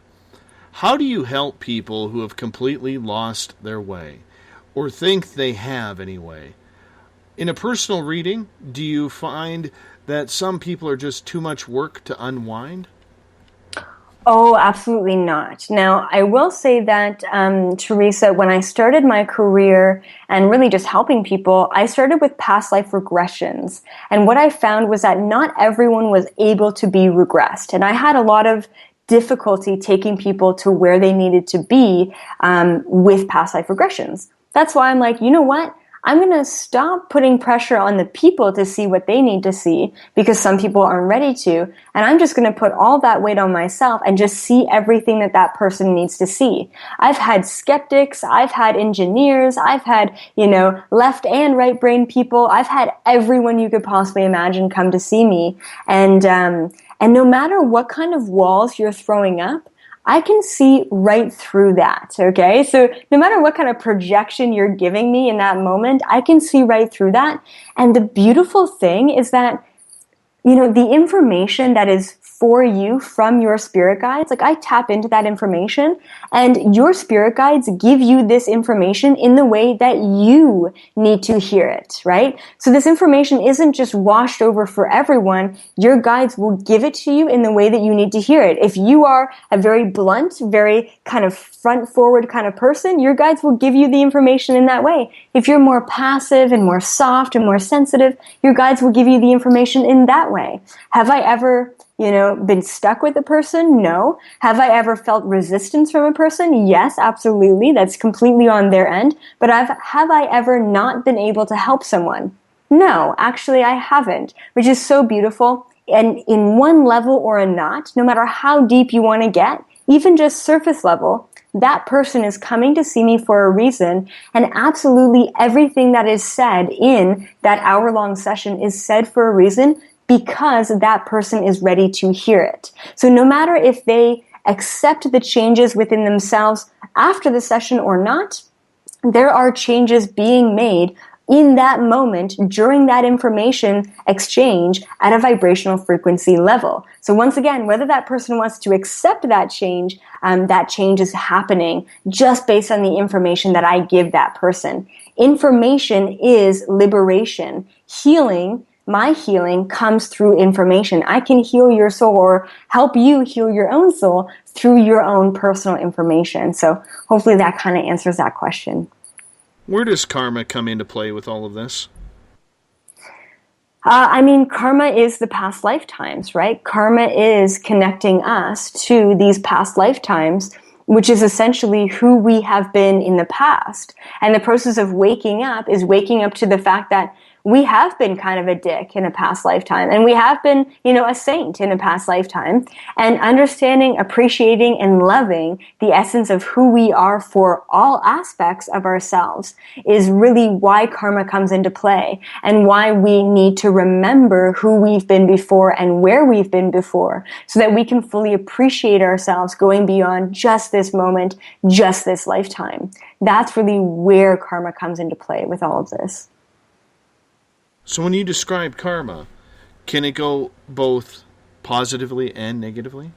Absolutely. Karma is both positive and negative. But eventually altogether, like if you were just to look at the whole concept of karma, it is quite negative, because what is karma? It's your energetic baggage from past lifetimes. No one wants karma, you know what I mean? Even the positive stuff. You don't want to be doing something for the fact that you're going to get something back. Like, even that concept of positive karma still doesn't really resonate with me. It seems archaic. It seems old. It seems traditional. It seems like we don't need that anymore. If we are intuitive and going with the flow in every single moment, then we no longer need to think about how our present moment affects the future and how our past moment affect the present moment. Timelines don't really exist anymore, so we're getting away from that altogether. Well, I must have pissed someone off in a previous life, man. Must have pissed someone off, because I'm the type of guy who literally will take 6 steps forward, but get kicked about 25 steps back each time. Yeah. And I'm going to tell you, it's getting annoying. I'm not going to lie. It is getting very, very annoying. When it comes to karma, we see so many people who continually have this black cloud hovering over top of them. They're good people. They're honest, hard-working people for the most part. Maybe they get into a little bit too much of the social media drama or just drama of everyday life. But they don't deserve this continual black cloud. I have a buddy like this that, it's always, when it rains, it is always a full-on thunderstorm above him. How do you correct that sort of damage where you end up getting so used to the negativity or that black cloud that you just could never see the white light on the other side? Right, and this is where actually the concept of change really comes into play. In order to break past life karma, what we need to do is stop living in the past, right? We need to change ourselves. We need to change the decisions that we're making. Like, say, for example, every time I get into a negative situation, it always starts at the bar.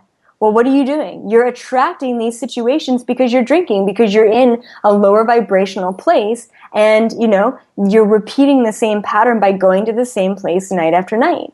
So being aware of what you're doing in your life and how these situations get drawn and attracted to you, and what you're repeating in order for those situations to be drawn and attracted to you, and really just change the way that you live your life. Now, the second concept to change the karma of past lifetimes is awareness, right? we can't actually change anything that we're not aware of. So the second that we start looking at our lives and saying, you know what, this life that I'm living right now, it's not really serving me in this present moment. So I have to change something.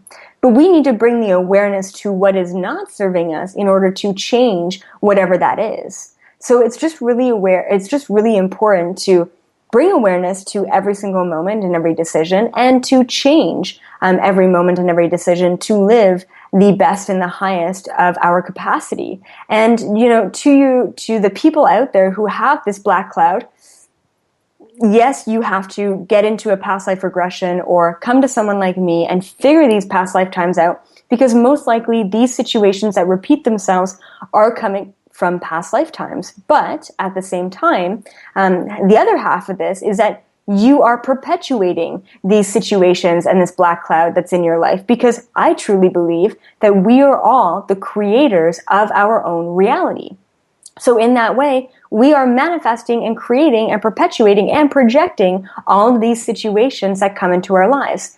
Now we have to ask why. Why are we creating these situations? What do I need to learn? And what am I not learning? And why does this keep happening? So once again, bringing the awareness will bring about the change, and the change will break the karma from the past lifetimes, will allow us to move forward without this black cloud anymore. It sounds so simple to do, yet a lot of people struggle with that. They don't have the faith, they don't have the energy, nor the desire to do so. Yeah. I mean, it all comes down to you, right? You are the one and only true creator and influencer of your own reality. It is not any sort of external force. So it's like if you... Like, the number one thing that I see is that people are ignorantly blissful. And what I mean by that is that a lot of people think that they're happy, and they're not fucking happy. Sorry to say, but like, they're just not. And the first step into changing anything about your life is asking yourself, truly asking yourself, am I happy? And what does happiness look like to you? And if you're not living the happiest life that you can live, then change it. And if you don't have the energy or the time or the intention or the really what it comes down to, the self-love to change things in your life, then that's when you start perpetuating these things that don't serve you. And that's when you're really just sticking your own foot in your mouth, and that's when no one else can help you but yourself, right? So at that point in time, it's like, well, if you're unhappy, you realize you're unhappy and you're not doing anything about it, then there's nothing that I can do to help you in that moment. But when someone puts in the effort, and, the effort, the time, the money into seeking out these other methods of self-help and realization and really awakening, that's when you're putting the action behind the effort and the intention into actually changing and creating the life that you want to live. So self-empowerment, man. Self-empower. Yeah. And even though we're on terrestrial radio, I did notice you snuck in an F-bomb there. That was kind of cool. Yeah. We got about 90 seconds before we got to go to our second break and say goodnight to you for the rest of the night. Yeah. I want to get to Joe's question. What's the story with people in this life that are so filled with hate that all they want to do is kill and maim other people? Okay. So, I mean, in this reality on this planet, we've got the light and the dark. This planet, this reality exists on binaries. It exists on the light and the dark. So just know that all we have to do is have compassion over these people. They are much worse off than we are. So, as light as we can be, there is also the opposite, which is the darkness, the dark energy. And actually, I'm hearing the words coming through very clearly. We reap what we sow. This is not a phrase that I typically use, but the guides are just bringing this up and pretty much saying, like, these people have what's coming to them, and eventually they're going to have to deal with the decisions that they've made, either in this incarnation or the next, or in that place in between incarnations. So just knowing, yes, the light and the dark all exist together, and those people are just learning a huge lesson. And to be honest, we have to have compassion for those people because we've all been there ourselves. Elizabeth April, you will next be on this show on the 4th of July. Ooh, very nice. Exactly. Hopefully, from your Toronto suite, you'll be able to see across Lake Ontario to see the fireworks happening in Buffalo. However, you don't know if it's actually gunshots or fireworks at that time, right? But I want to say thank you so much for coming on tonight. It's been an absolute pleasure to have you on the show. Please give everybody your website once again. Yeah, absolutely. So definitely check out my YouTube series. It's just Elizabeth April on YouTube. I've got I think 60 videos now, which is awesome. And then check out my website if you are looking for a full session with me. You can do that, just ElizabethApril.com, and you can book a session from there and Skype session internationally. So no matter where you are, the information is the same. And thank you, as always, Dave, for having me on the radio. No problem, and we will see you on July 6th. I'll get you to stick around for just a moment because I got to chat with you. But when we go to break here, I want you to make sure you check out Spaced Out Radio's website. Go to our store. Check out what we're doing at the Caribou Paracon. VIP tickets are on sale right now for 10% off. Doesn't sound like much, but it is a good savings until July 31st. We want to see all of you at the Caribou Paracon at 108 Mile Ranch, British Columbia. And, of course, I'm going to be there. Elizabeth April's going to be there. Coming up next in hour number 3, we're shifting Elizabeth's, as Elizabeth Anglin from Cosmic Passport will be with us to talk about why she hates the paranormal. You're listening to Spaced Out Radio. I'm your host, Dave Scott. We'll be back for hour number 3 right after this. Looking for a great weekend getaway this fall? Hi there, this is Dave Scott.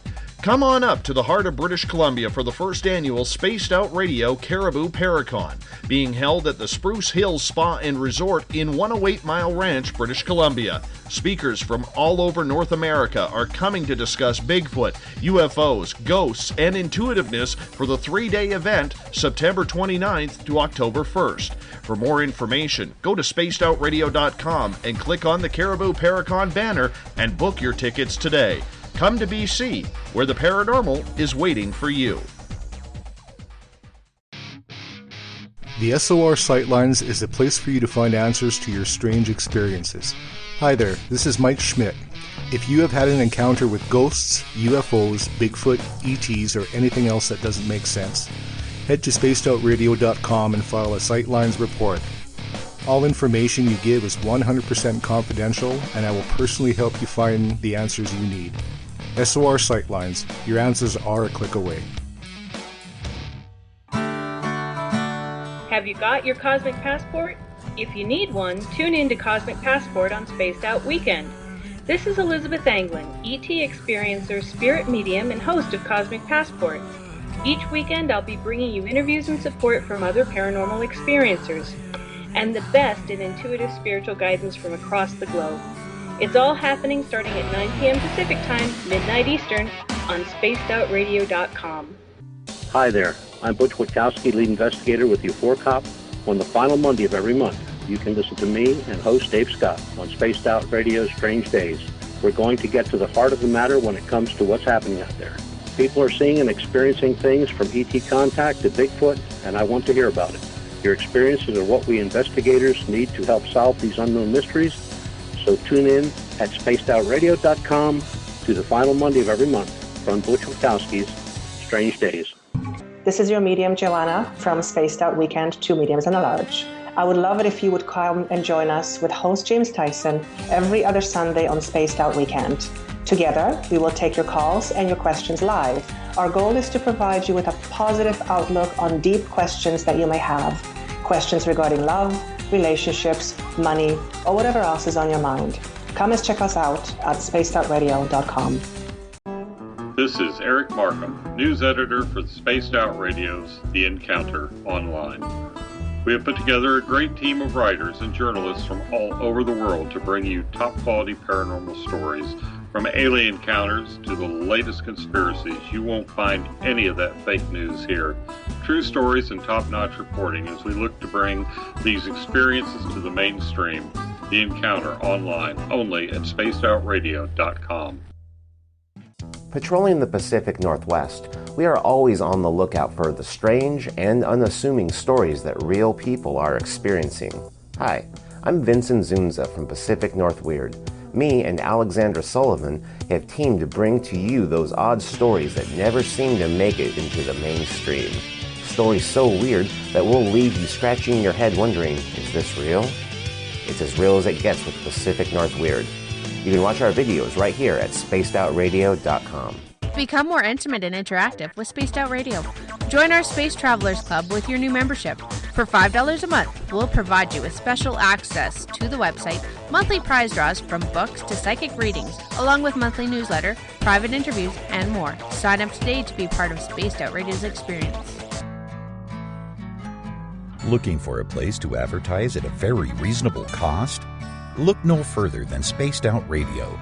SpacedOutRadio.com has an advertising tab that you can click to check out our daily, weekly, and monthly packages to play on the radio, or our website including social media. From commercial spots to banners, we have it all.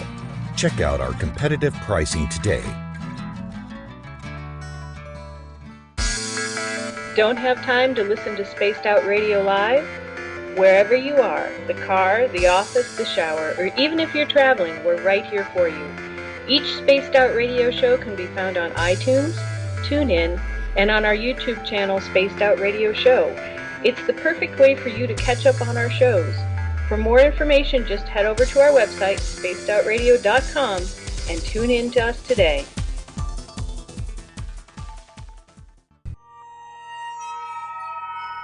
You hear footsteps in the empty room above you. A rocking chair begins rocking by itself. Don't be afraid of the things that go bump in the night. Reach for Spirit Storybox, the iPhone app the Huffington Post UK called the only ghost hunting app you will ever need. Spirit Storybox. The spirits are telling their stories. Are you listening?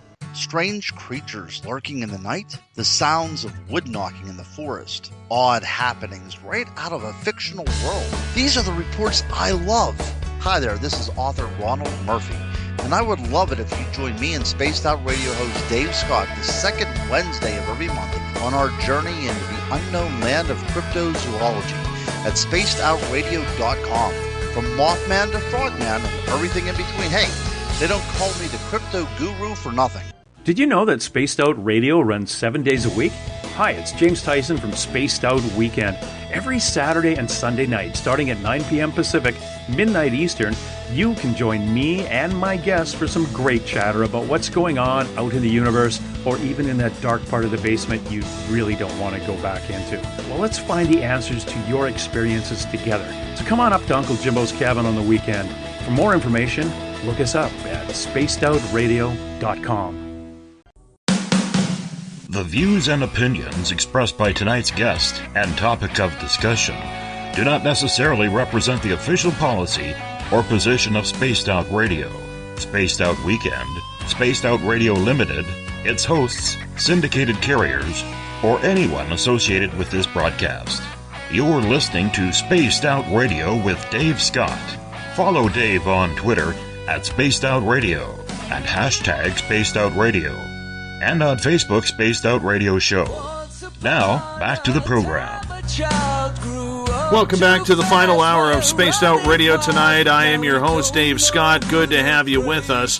Tomorrow night on the program, we discuss Morgellons disease. This is a strange disease affecting a lot of people. However, the medical community refuses to acknowledge its existence. We start up at 9 p.m. Pacific, midnight Eastern Time, tomorrow night at spacedoutradio.com. We want to welcome in everyone listening in on WQEE 99 Rock the Key down in Noonan, Georgia, home of The Walking Dead. We are also live on 107.7 FM in New Orleans and over 160 countries around the world. Great to have you with us as well. We're live on KTLK, The Fringe FM. We're also live on Renegade Talk Radio out of Las Vegas. And if you're listening in on Revolution Radio, remember the Double R Machine is a donation station financed by you, the valued listener. Head on over to freedomslips.com and donate today. Bill Cardwell set the password for tonight in the SOR Space Travelers Club. Dicearchy. Dicearchy is your password. I think I got it right this time. Dicearchy. Use it wisely, space travelers, because Bill sets the password each and every night right here on the mighty SOR. You can follow us all over social media on Twitter at Spaced Out Radio. Give our Facebook page a like, Spaced Out Radio Show. You can tune us in on TuneIn, download this show and others on iTunes. Our website is spacedoutradio.com, where we have a plethora of features for you, including joining the SOR Space Travelers Club for $5 a month. You could head to our store, pick up a t-shirt, a poster, stickers, and you can also buy your VIP tickets right now for the first annual Spaced Out Radio Caribou Paracon in 108 Mile Ranch, British Columbia, right here in the heart of central BC, September 29th to October 1st, up until July 31st. You could get a 10% discount on your VIP passes. It's going to be a great weekend indeed. Elizabeth April's going to be there, along with our guest with hour number 3. Elizabeth Anglin will be coming up from New Mexico. She's going to be hanging out with us, going to be a speaker as well at the event. Elizabeth, how are you? I'm well. How are you? Good. You know what? I get excited when you come on the air with me because you used to do a monthly feature here until you joined the weekends to restart Cosmic Passport. I miss you. I miss chatting with you. Oh, no. We had some good talks. We sure did. We sure did. One of the things that I'm excited about for you coming up to the Paracon is you're going to be discussing all types of communication, from animals to ETs. How fun is that going to be? I think it's going to be wicked fun. My Bostonian self is like wicked, wicked fun, and not in an evil way, but it's just really fun. I'm looking forward to it. Yeah. Now, go ahead, please. Sorry. It's the same thing. I mean, when you're communicating with somebody who's in a body, it's telepathic communication. It's very similar to mediumship because you're using the same faculties, but it's actually easier to do. So it'll be great. Good fun. One of the reasons why I wanted to bring you on for hour number 3 is you had me laughing on Saturday during Cosmic Passport, because your topic was why you hate the paranormal. And as weird as that topic can be, considering we all talk paranormal radio around here, and even on your show you do, I got to admit, I had a good laugh because my speech that I will be writing for the Forest Moon Paracon, coming the week before ours in Concrete, Washington, is on why I hate the paranormal. So I had a good laugh at that, and, we had an open hour open up, and I thought, you know what? I want to bring you on to talk about this. So, Elizabeth, fill me in. You're surrounded by the paranormal on a daily basis. You're a psychic medium. You're an ET contactee. You're a Bigfoot contactee. You're every sort of contactee. Why do you hate the paranormal? Because it's crazy. Because it doesn't give you, it's a trickster. It doesn't give you any good answers. If you get involved with it, it is a rabbit hole that goes to places with still no good answers.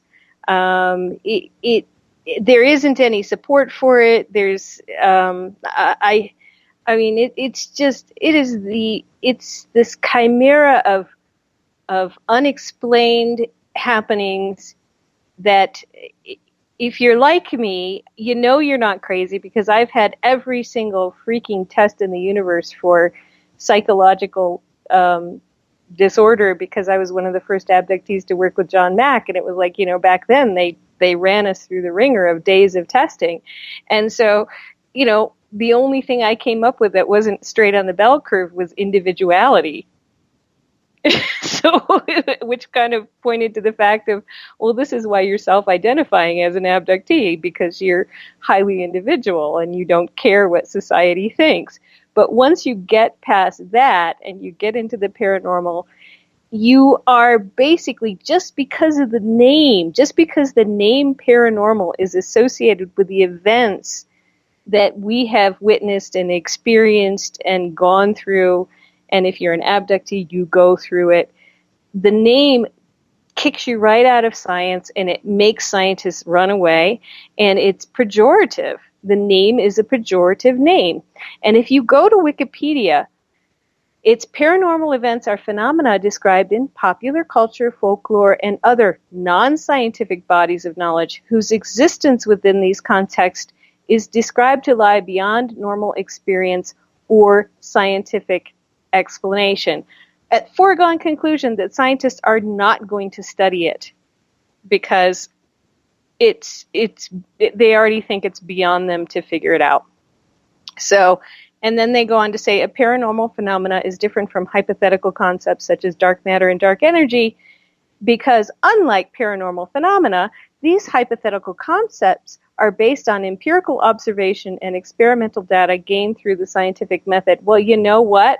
Bonehead, somebody had to notice something about physics in the first place in order to use the scientific method. Somebody had to start just with an observation, and that's where we still are in the paranormal, because paranormal is a pejorative term.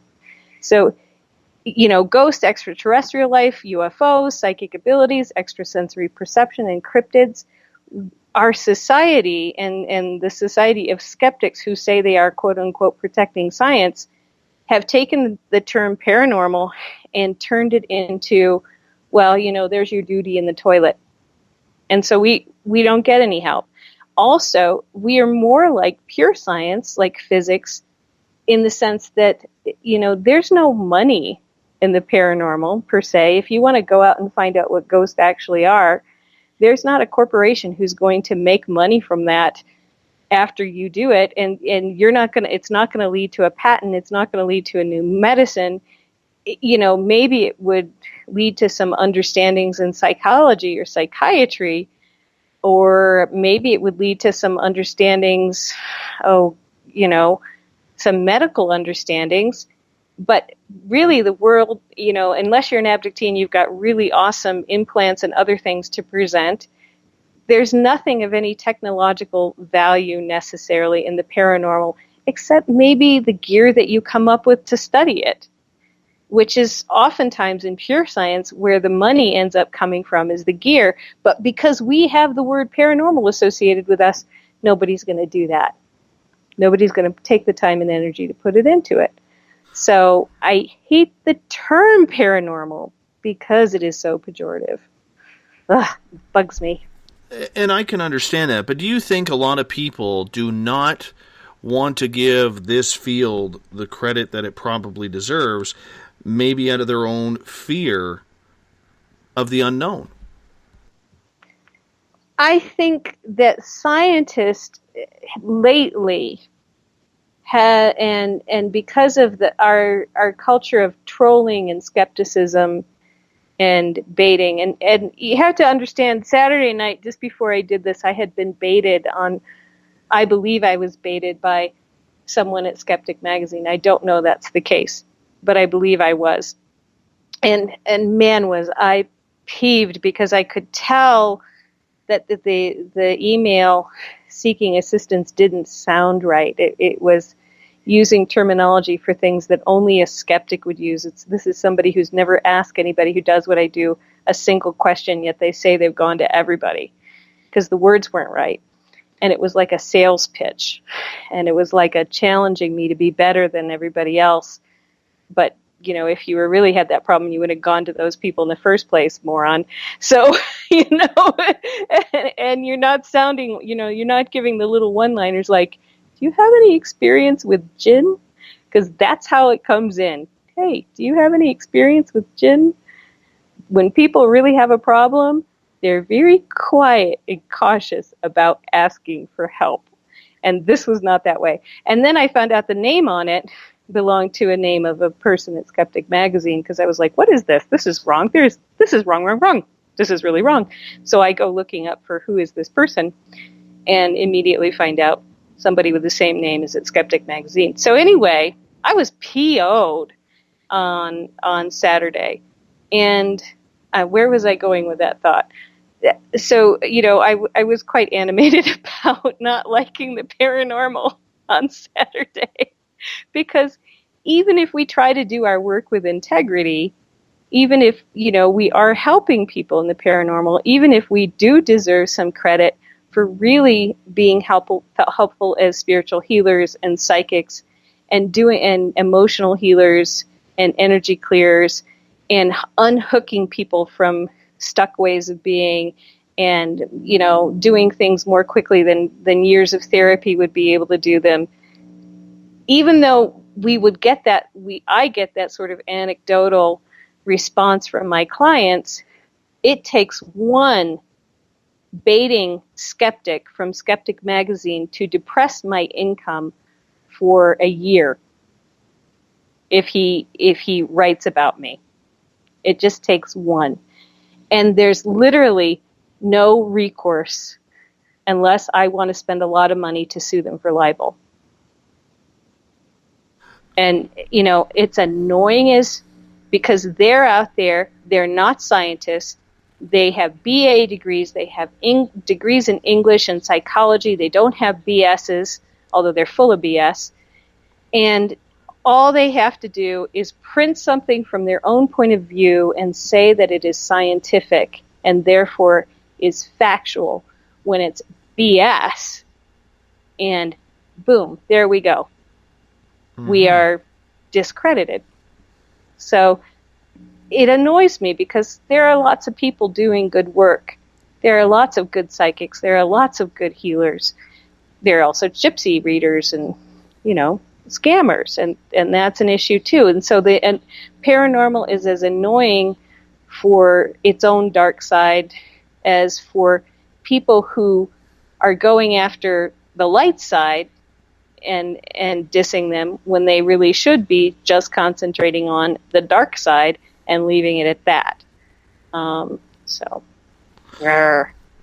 can see the frustration in that because I have, through this show, met some very talented psychic mediums, and I've also met some that leave me scratching my head at the end of the day. And I realize that I'm not going to connect with every psychic that I meet, or medium for that matter. However, when you have someone at, say, Skeptic Magazine who is playing the role where their whole idea is to discredit, to me, that goes against everything that would be logical about saying you're a skeptic, because I think skepticism is healthy. I think we need that in this field. We need people to question everything. But right. if you're questioning on your beliefs, it almost sounds like the exact same thing that I say about ghost hunters or Bigfoot hunters, where they keep giving their opinion as fact rather than actually doing or conducting scientific research. This seems to go along the same lines with people at this magazine. If they're baiting you into something that is dishonorable because they're not telling you the real story, they're expecting you to pick up on a lie, okay, yep. Or whether or not you could pick up on a lie. And, it reminds me of car salesmen. Okay, you can have some very good, honest car salesmen, but you go to that side lot that isn't a brand name where the guy is oozing grease, that person is giving the same reputation as the thousands of men and women who make their career off that trying to be helpful. You know what I'm saying? Right. Is that the exact same analogy there? I don't know if it's the exact same, but they are greasy and they are shysters. And, it goes back to when, I think I brought this up on Saturday, by and large, folks from, Shermer's Group and Skeptic Magazine, and, I had my go-through in 2009 with Ben Radford, who without my permission, wrote an article about a remote viewing I did for the world in the year 2008. And it was a freaking fantastic remote viewing. And he picked on little nitpicky stuff. One of the things was that I saw lots of locust swarms. The locusts would be swarming in 2008. Well, he said I saw them in the U.S., and he said, see, there were no locust swarms. Well, locusts don't swarm in North America. But they do in Asia, and they did. They were so bad in 2008 that China had scores of people out collecting them off the street for the Olympics, before the Olympics, Turkmenistan and Tajikistan lost most of their crops. In Australia, it was devastating, and we don't know what happened in Africa that year because Darfur made it so that there was no collection of information. So basically everything was shut down. We don't know if there were locust swarms or not, but there very well could have been because the rains broke. And because of the change in climate, when you have extended periods of drought followed by very heavy rains, you will have locust swarms. And that's what we had in 2008. And I had projected, there had been lots of flooding in Iowa. I said there'll be lots of flooding in Iowa. There'll be pigs in the flood. And I had projected the major hurricanes that came through. But because I said the hurricanes were going to be in the first third of the season, because they were in like the first 2 or 3 hurricanes, I was thinking from that perspective, not how long the season is. Because I didn't have that information when I did the reading that the season actually starts, I don't know, in April or something. And this was the beginning of September, last day of August. I pinpointed the last day, end of August, beginning of September. But because I said it was the first third of the season and it was right on the line, he said she was wrong. There was nothing happened in the first third of the season. And it was like a day off. So, he hasn't had my permission to write up about me. 1, 2, he's saying things that I said that I didn't say. He said that I said there would be locust swarms in the U.S. By reading, my target was the world. And so I was reporting on what I saw in the world. And 3, he didn't check his facts. He didn't get any confirmation from me if that's what I actually was reporting, like how I was describing the first third of the hurricane season. And that went out globally, and I got hate mail, and it depressed my income. And literally the only thing I was able to do was write to his editor, who didn't write me back, but I noticed that he didn't bait psychics after that, because I threatened them. And I told him what he had done that was dishonest. But the fact of the matter is, they don't care. He's not a scientist. They are not using the scientific method when, like you say, when they bait psychics or when they bait homeopaths or when they bait chiropractors or when they do any of this stuff. They are reinforcing a bias that they have and tricking people into helping them do that with rhetoric and basically magic. Look over here. Look at what we created over here for you to look at. They're not doing any scientific method in that whatso freaking ever. And it's unfair.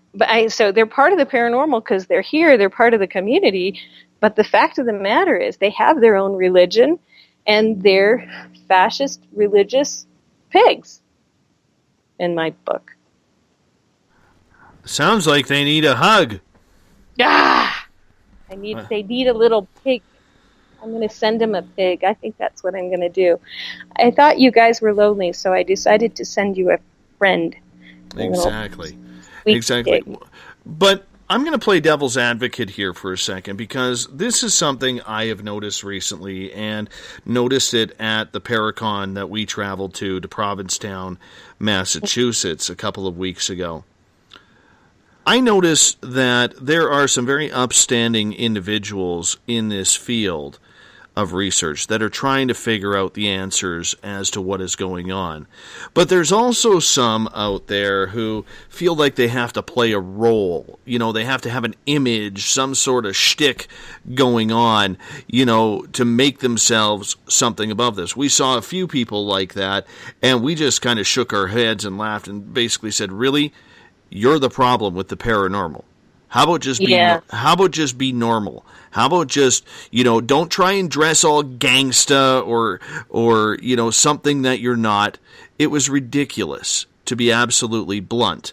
And I find in my research with this that it's the people, the Klingons, if you want to call them that, the people who are just so desperate to try and make this their habitat, their zone, their somebody, their own ego, that is ruining what we are doing for logical research. What do you think? Oh, absolutely. And I have two forms of that. I have both fake paranormal researchers and Hollywood paranormalist ufologists, name droppers, which also can go in line with fake paranormal researchers who they will tell you a story. They will have their own shtick. They'll tell you about everybody they know and that they've read, that they've met, and who they've worked with, even if maybe they saw them like one weekend at a coffee shop.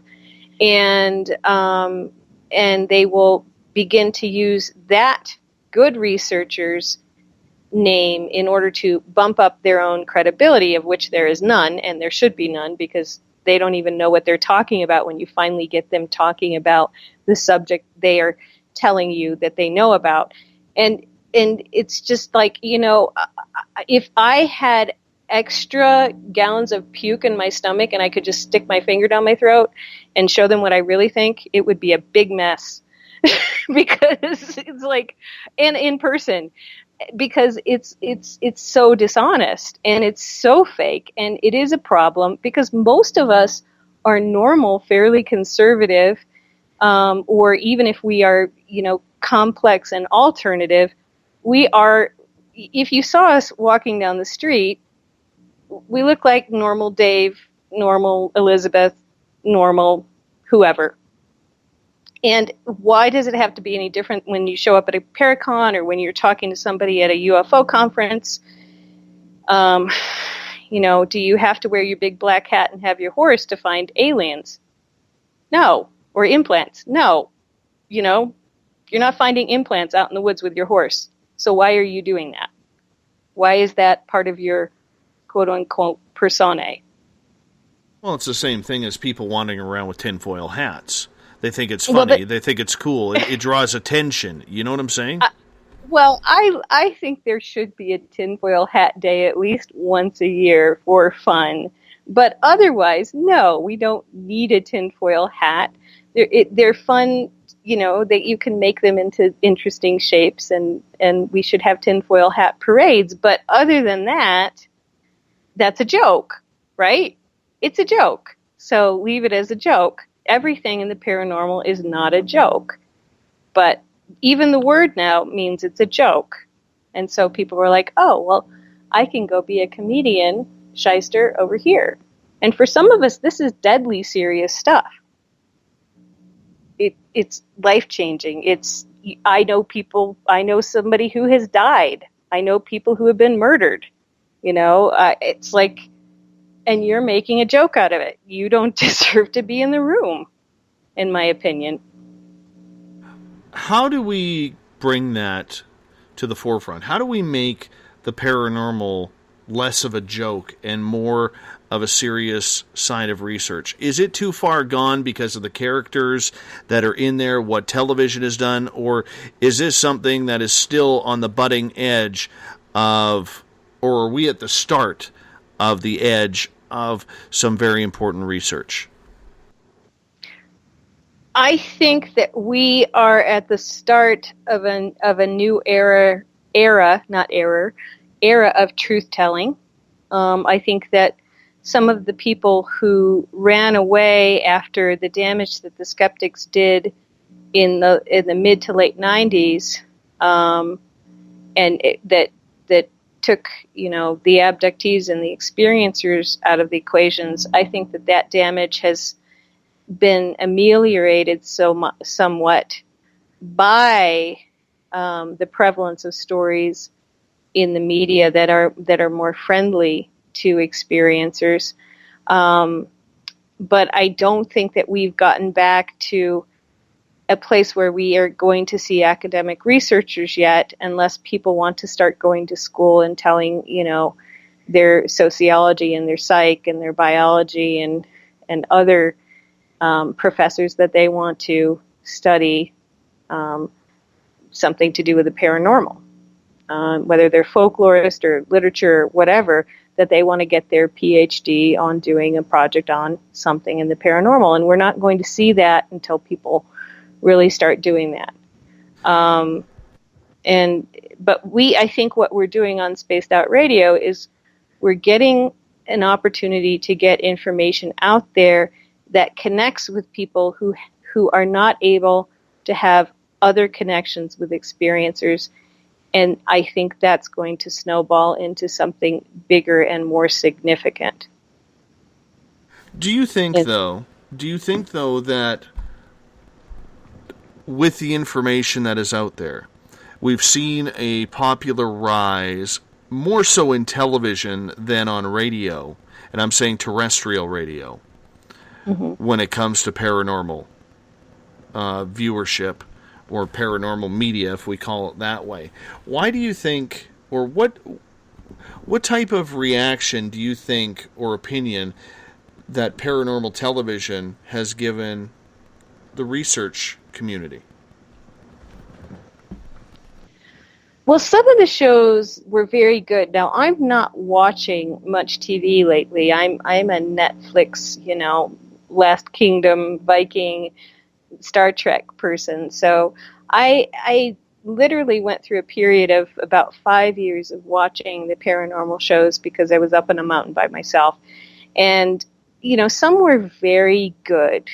And then you had others that were, it's just your really low class, low quality idea for a show where you can get non-actors and not pay them as much as you would have to pay writers and actors and skilled Hollywood labor. And so I think that the good shows did good things and the bad shows did bad things.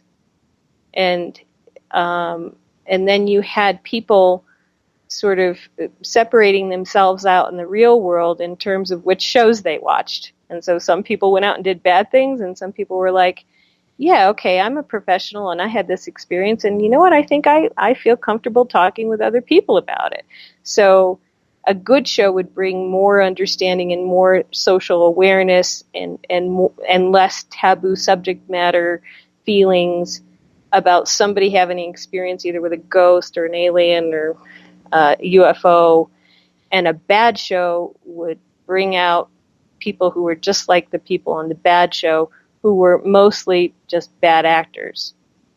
So, and a lot of people in the paranormal from those bad shows, the sort of LCD, bad least common denominator folk, thought that, it gave them something to do. It gives them something to do that they think that they can still, you can still, because you're a character, get on one of these shows and make a name for yourself. But that's fantasy. That's like, this is all about Hollywood when they decided they didn't want to pay actors anymore, starting reality, quote unquote, TV. I just did a reality TV show where it was so unrealistic. The crew was beautiful. They were from Spain. But she said, this is reality TV.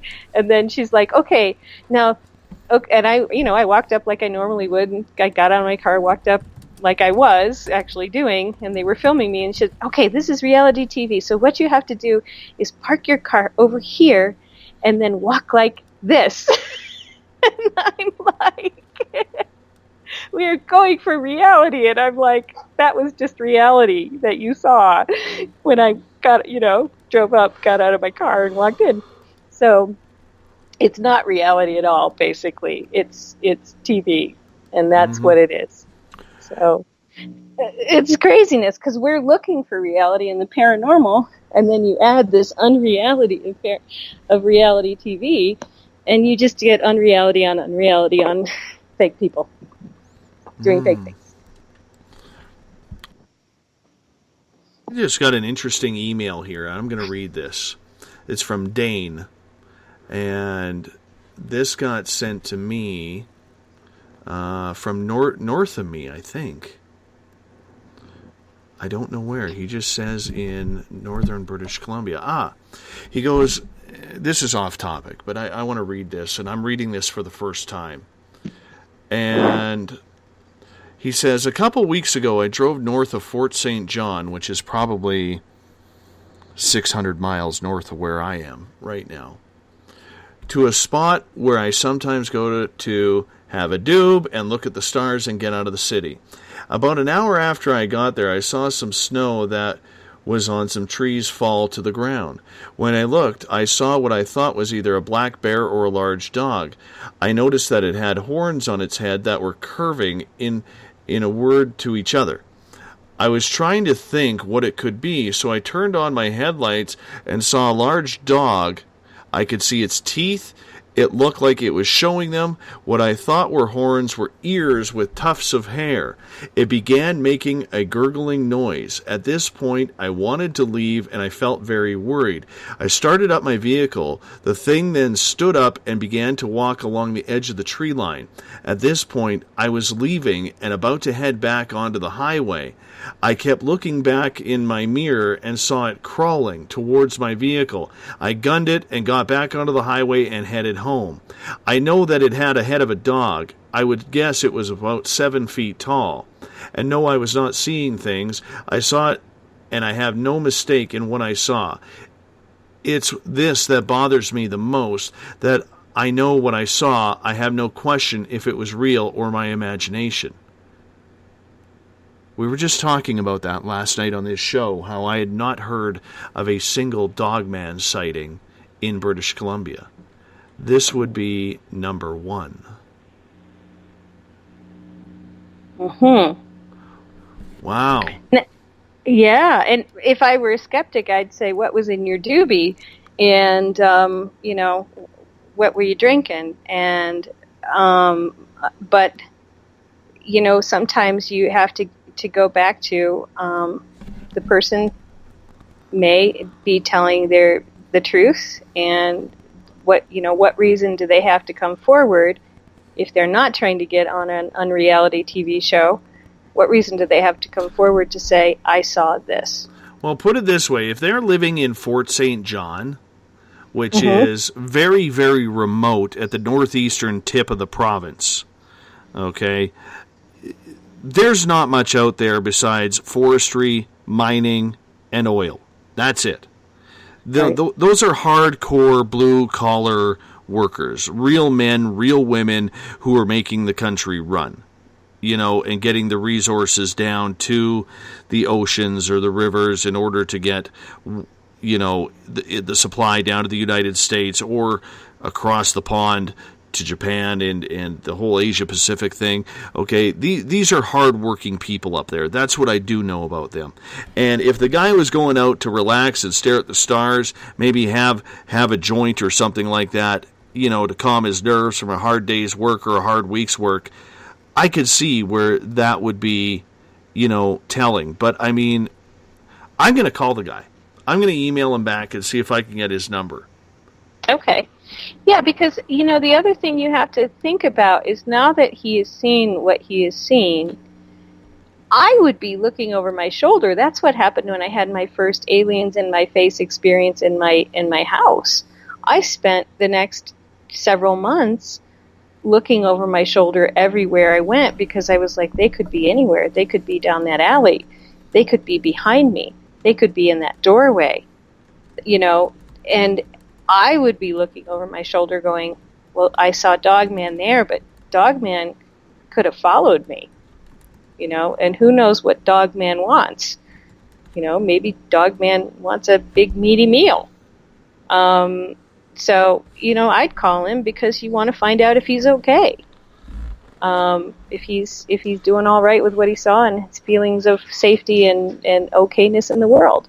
Because that's what paranormal experiences do when they're real, is all of a sudden you have something else in your reality that is possibly a threat. You don't know if it is or if it isn't, that you never considered before. And it has been in, spitting distance of your physical beingness. It makes you get a bit hypervigilant and maybe not sleep. Well, and, you know what? I was talking with our guest last night, Liz. Chris was on. We were talking Dogman, and Chris Edge is his name, and we were talking Dogman. We were talking experiences, and what I said to him last night, he said, "Well, why haven't you got a hold of any researchers?" I said, "Why?" I said, that's why I have this show, number one. But number two, after what I've learned about the researchers in this field, for the most part, I wouldn't trust my story to them. You got to vet the living hell out of them that, number one, they know what they're doing. Number two, that they're going to give you the time of day.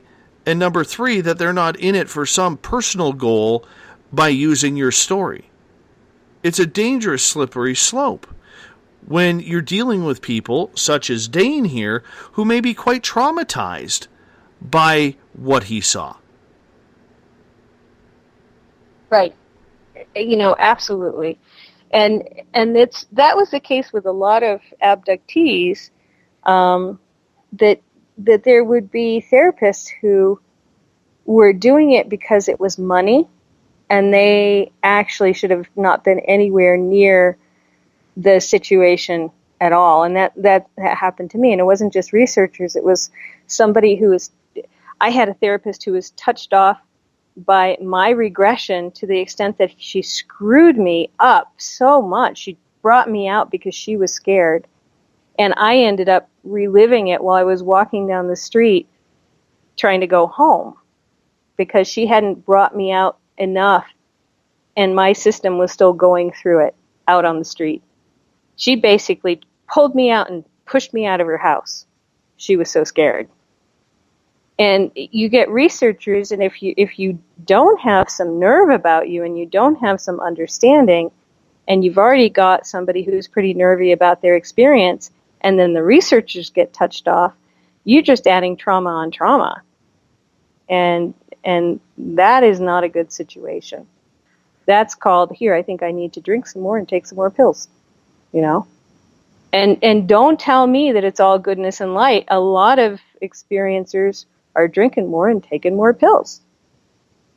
And then that bites them in the butt. Well, you see this because you drink and you take pills. No, I really wasn't drinking or taking pills before this,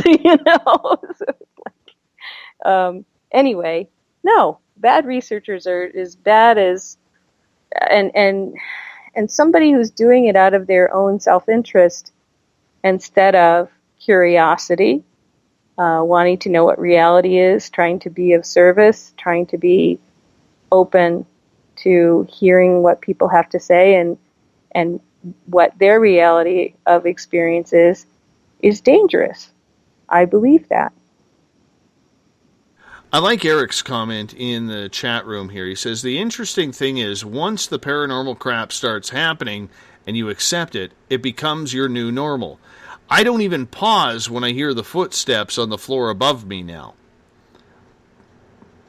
Yeah. What do you think about that? Oh, yeah. I mean, it's like a couple months ago, I saw my first full-bodied, absolutely physical-looking ghost. I knew as a spirit medium, I've always seen ghosts and spirits in my mind's eye. I've seen what they've looked like. They'll come up, they'll show themselves to me. This guy, I was walking to my truck, and he's walking down the street toward me.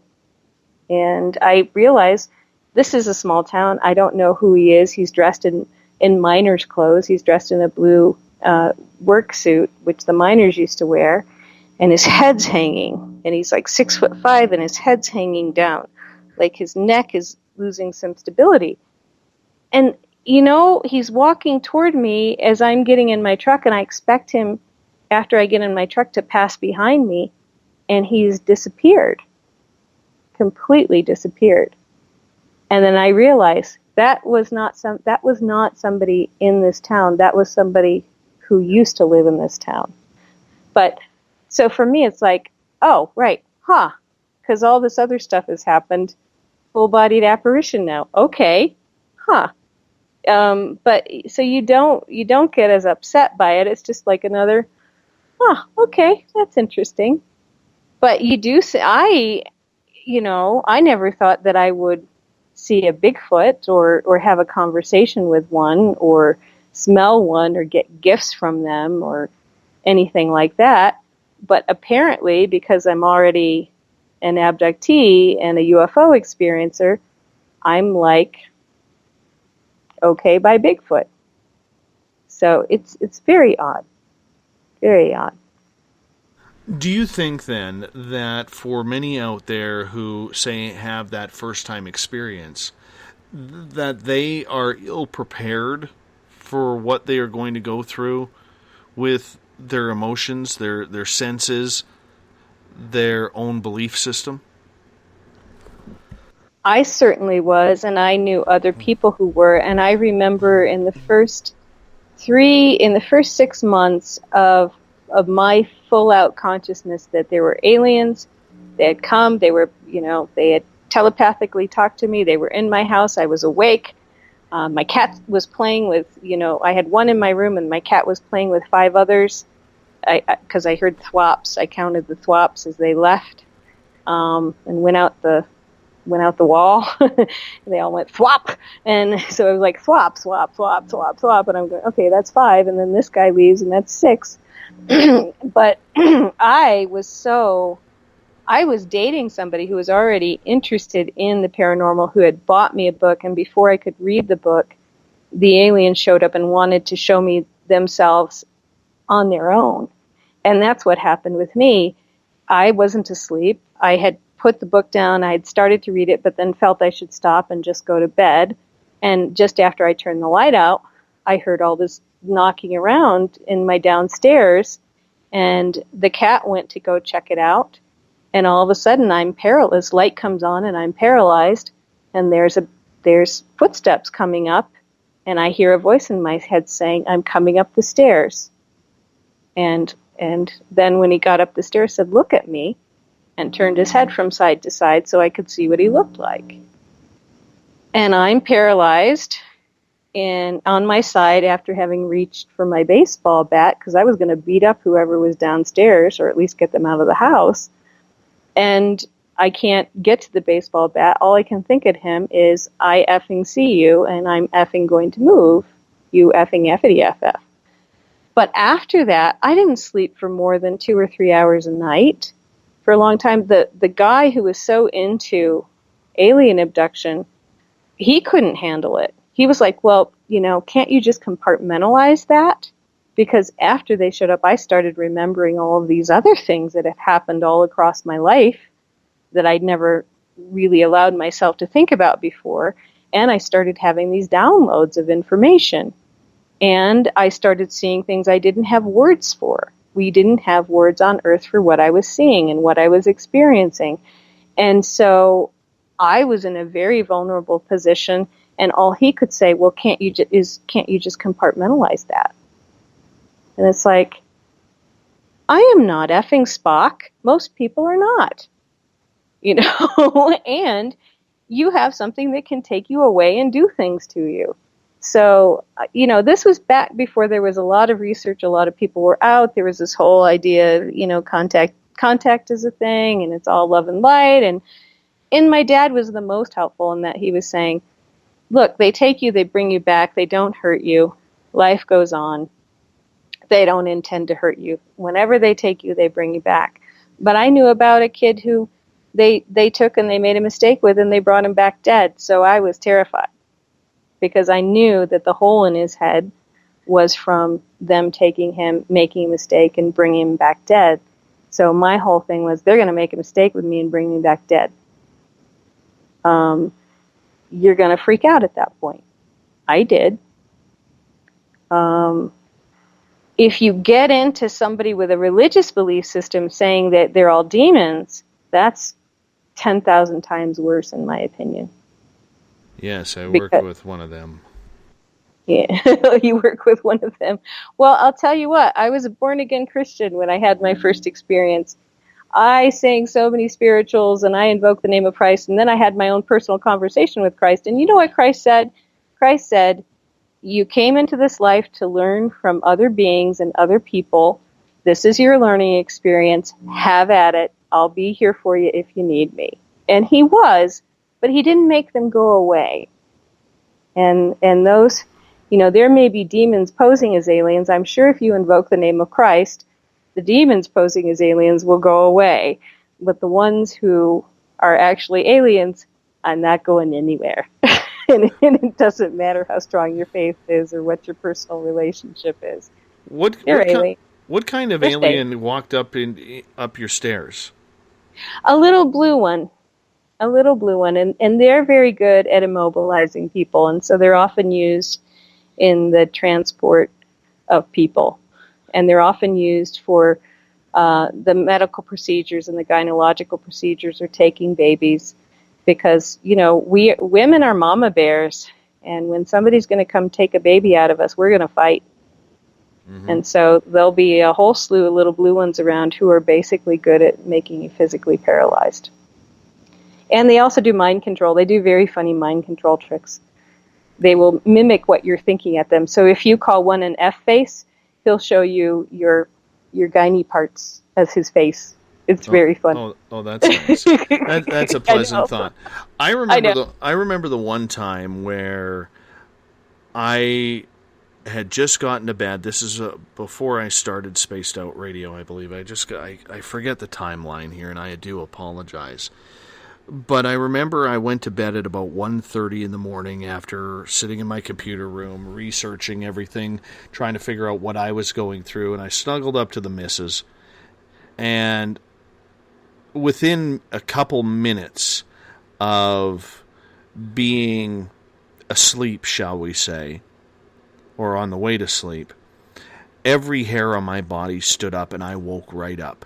And I knew there was an ET presence in my house.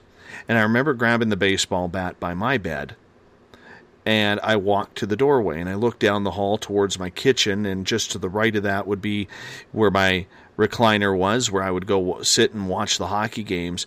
And I couldn't see where my recliner was, but the feeling that I got was he was standing there just out of my sight line. And what convinced me that there was a gray there was right across the hallway, like 3 feet away, it's not a big hallway, was my laundry room. And my dog came out of the laundry room, or stuck his head out of the laundry room, looked at me, and then looked down the hall. And that's where I was totally convinced that there was somebody or something standing there. And I remember, going through that situation, I don't know why, I knew it was alien. I just knew it was alien. And so for some reason, instead of yelling at it verbally, I started yelling at it telepathically. I don't know why. And you know what? If you want to know if somebody is faking it, now if you're a faker, I hope you go burn and heck when I tell you this. If you want to know if somebody is faking it, they will say that they scream at the top of their lungs until they're hoarse at the quote-unquote aliens in their house. It's like, oh, you screamed at the top of your lungs. You didn't scream telepathically.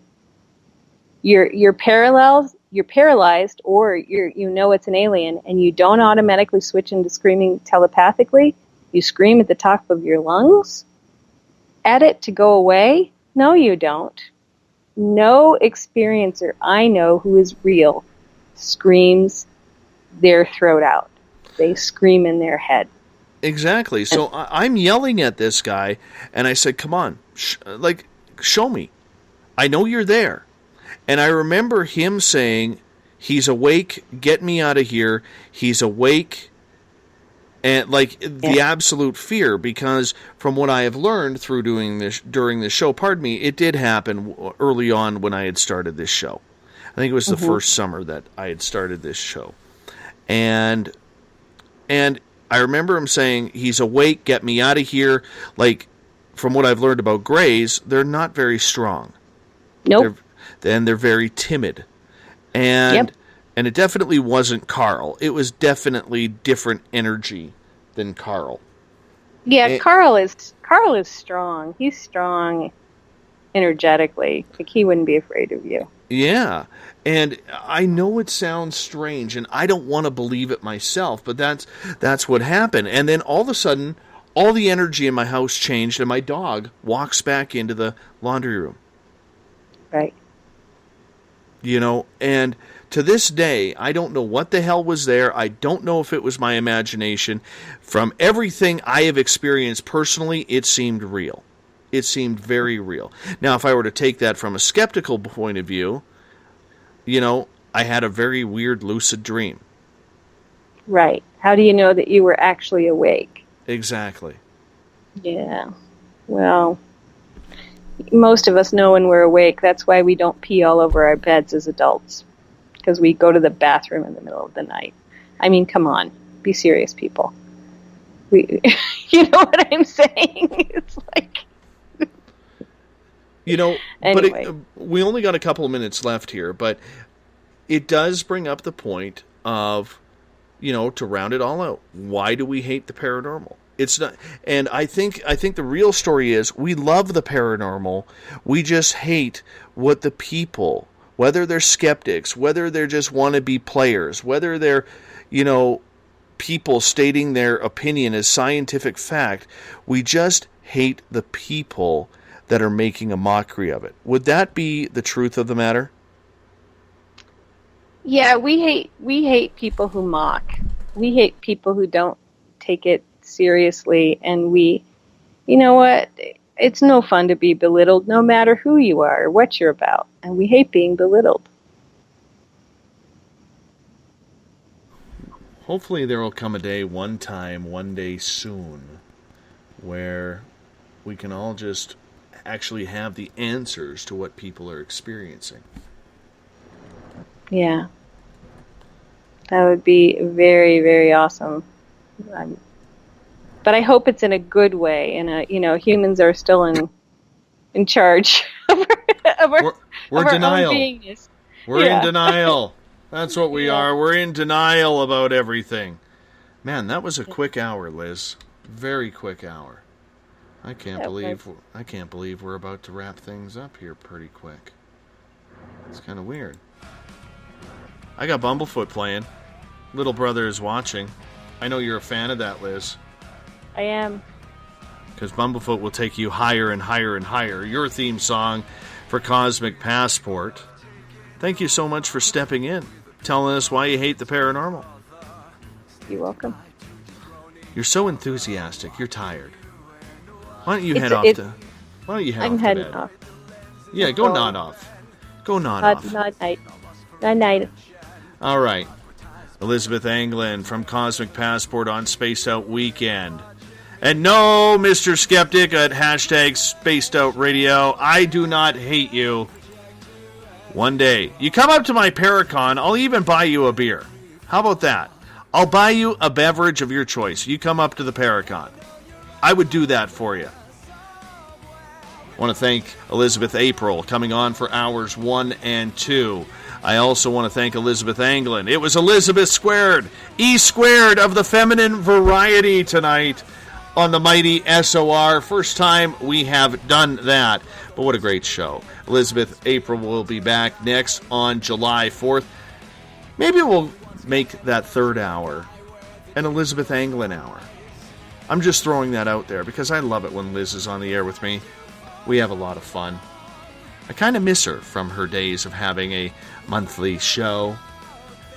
I want to welcome everyone in listening from WQEE 99 Rock the Key in Noonan, Georgia, the United Public Radio Network on 107.7 FM in New Orleans, all of our listeners online around the world, and especially you in our chat rooms. Thank you so much for taking part tonight in Spaced Out Radio. We're going to do it again in exactly 21 hours from now when Cindy Holman and Marianne Middleveen will join us. We're going to get into a serious topic of Morgellons disease.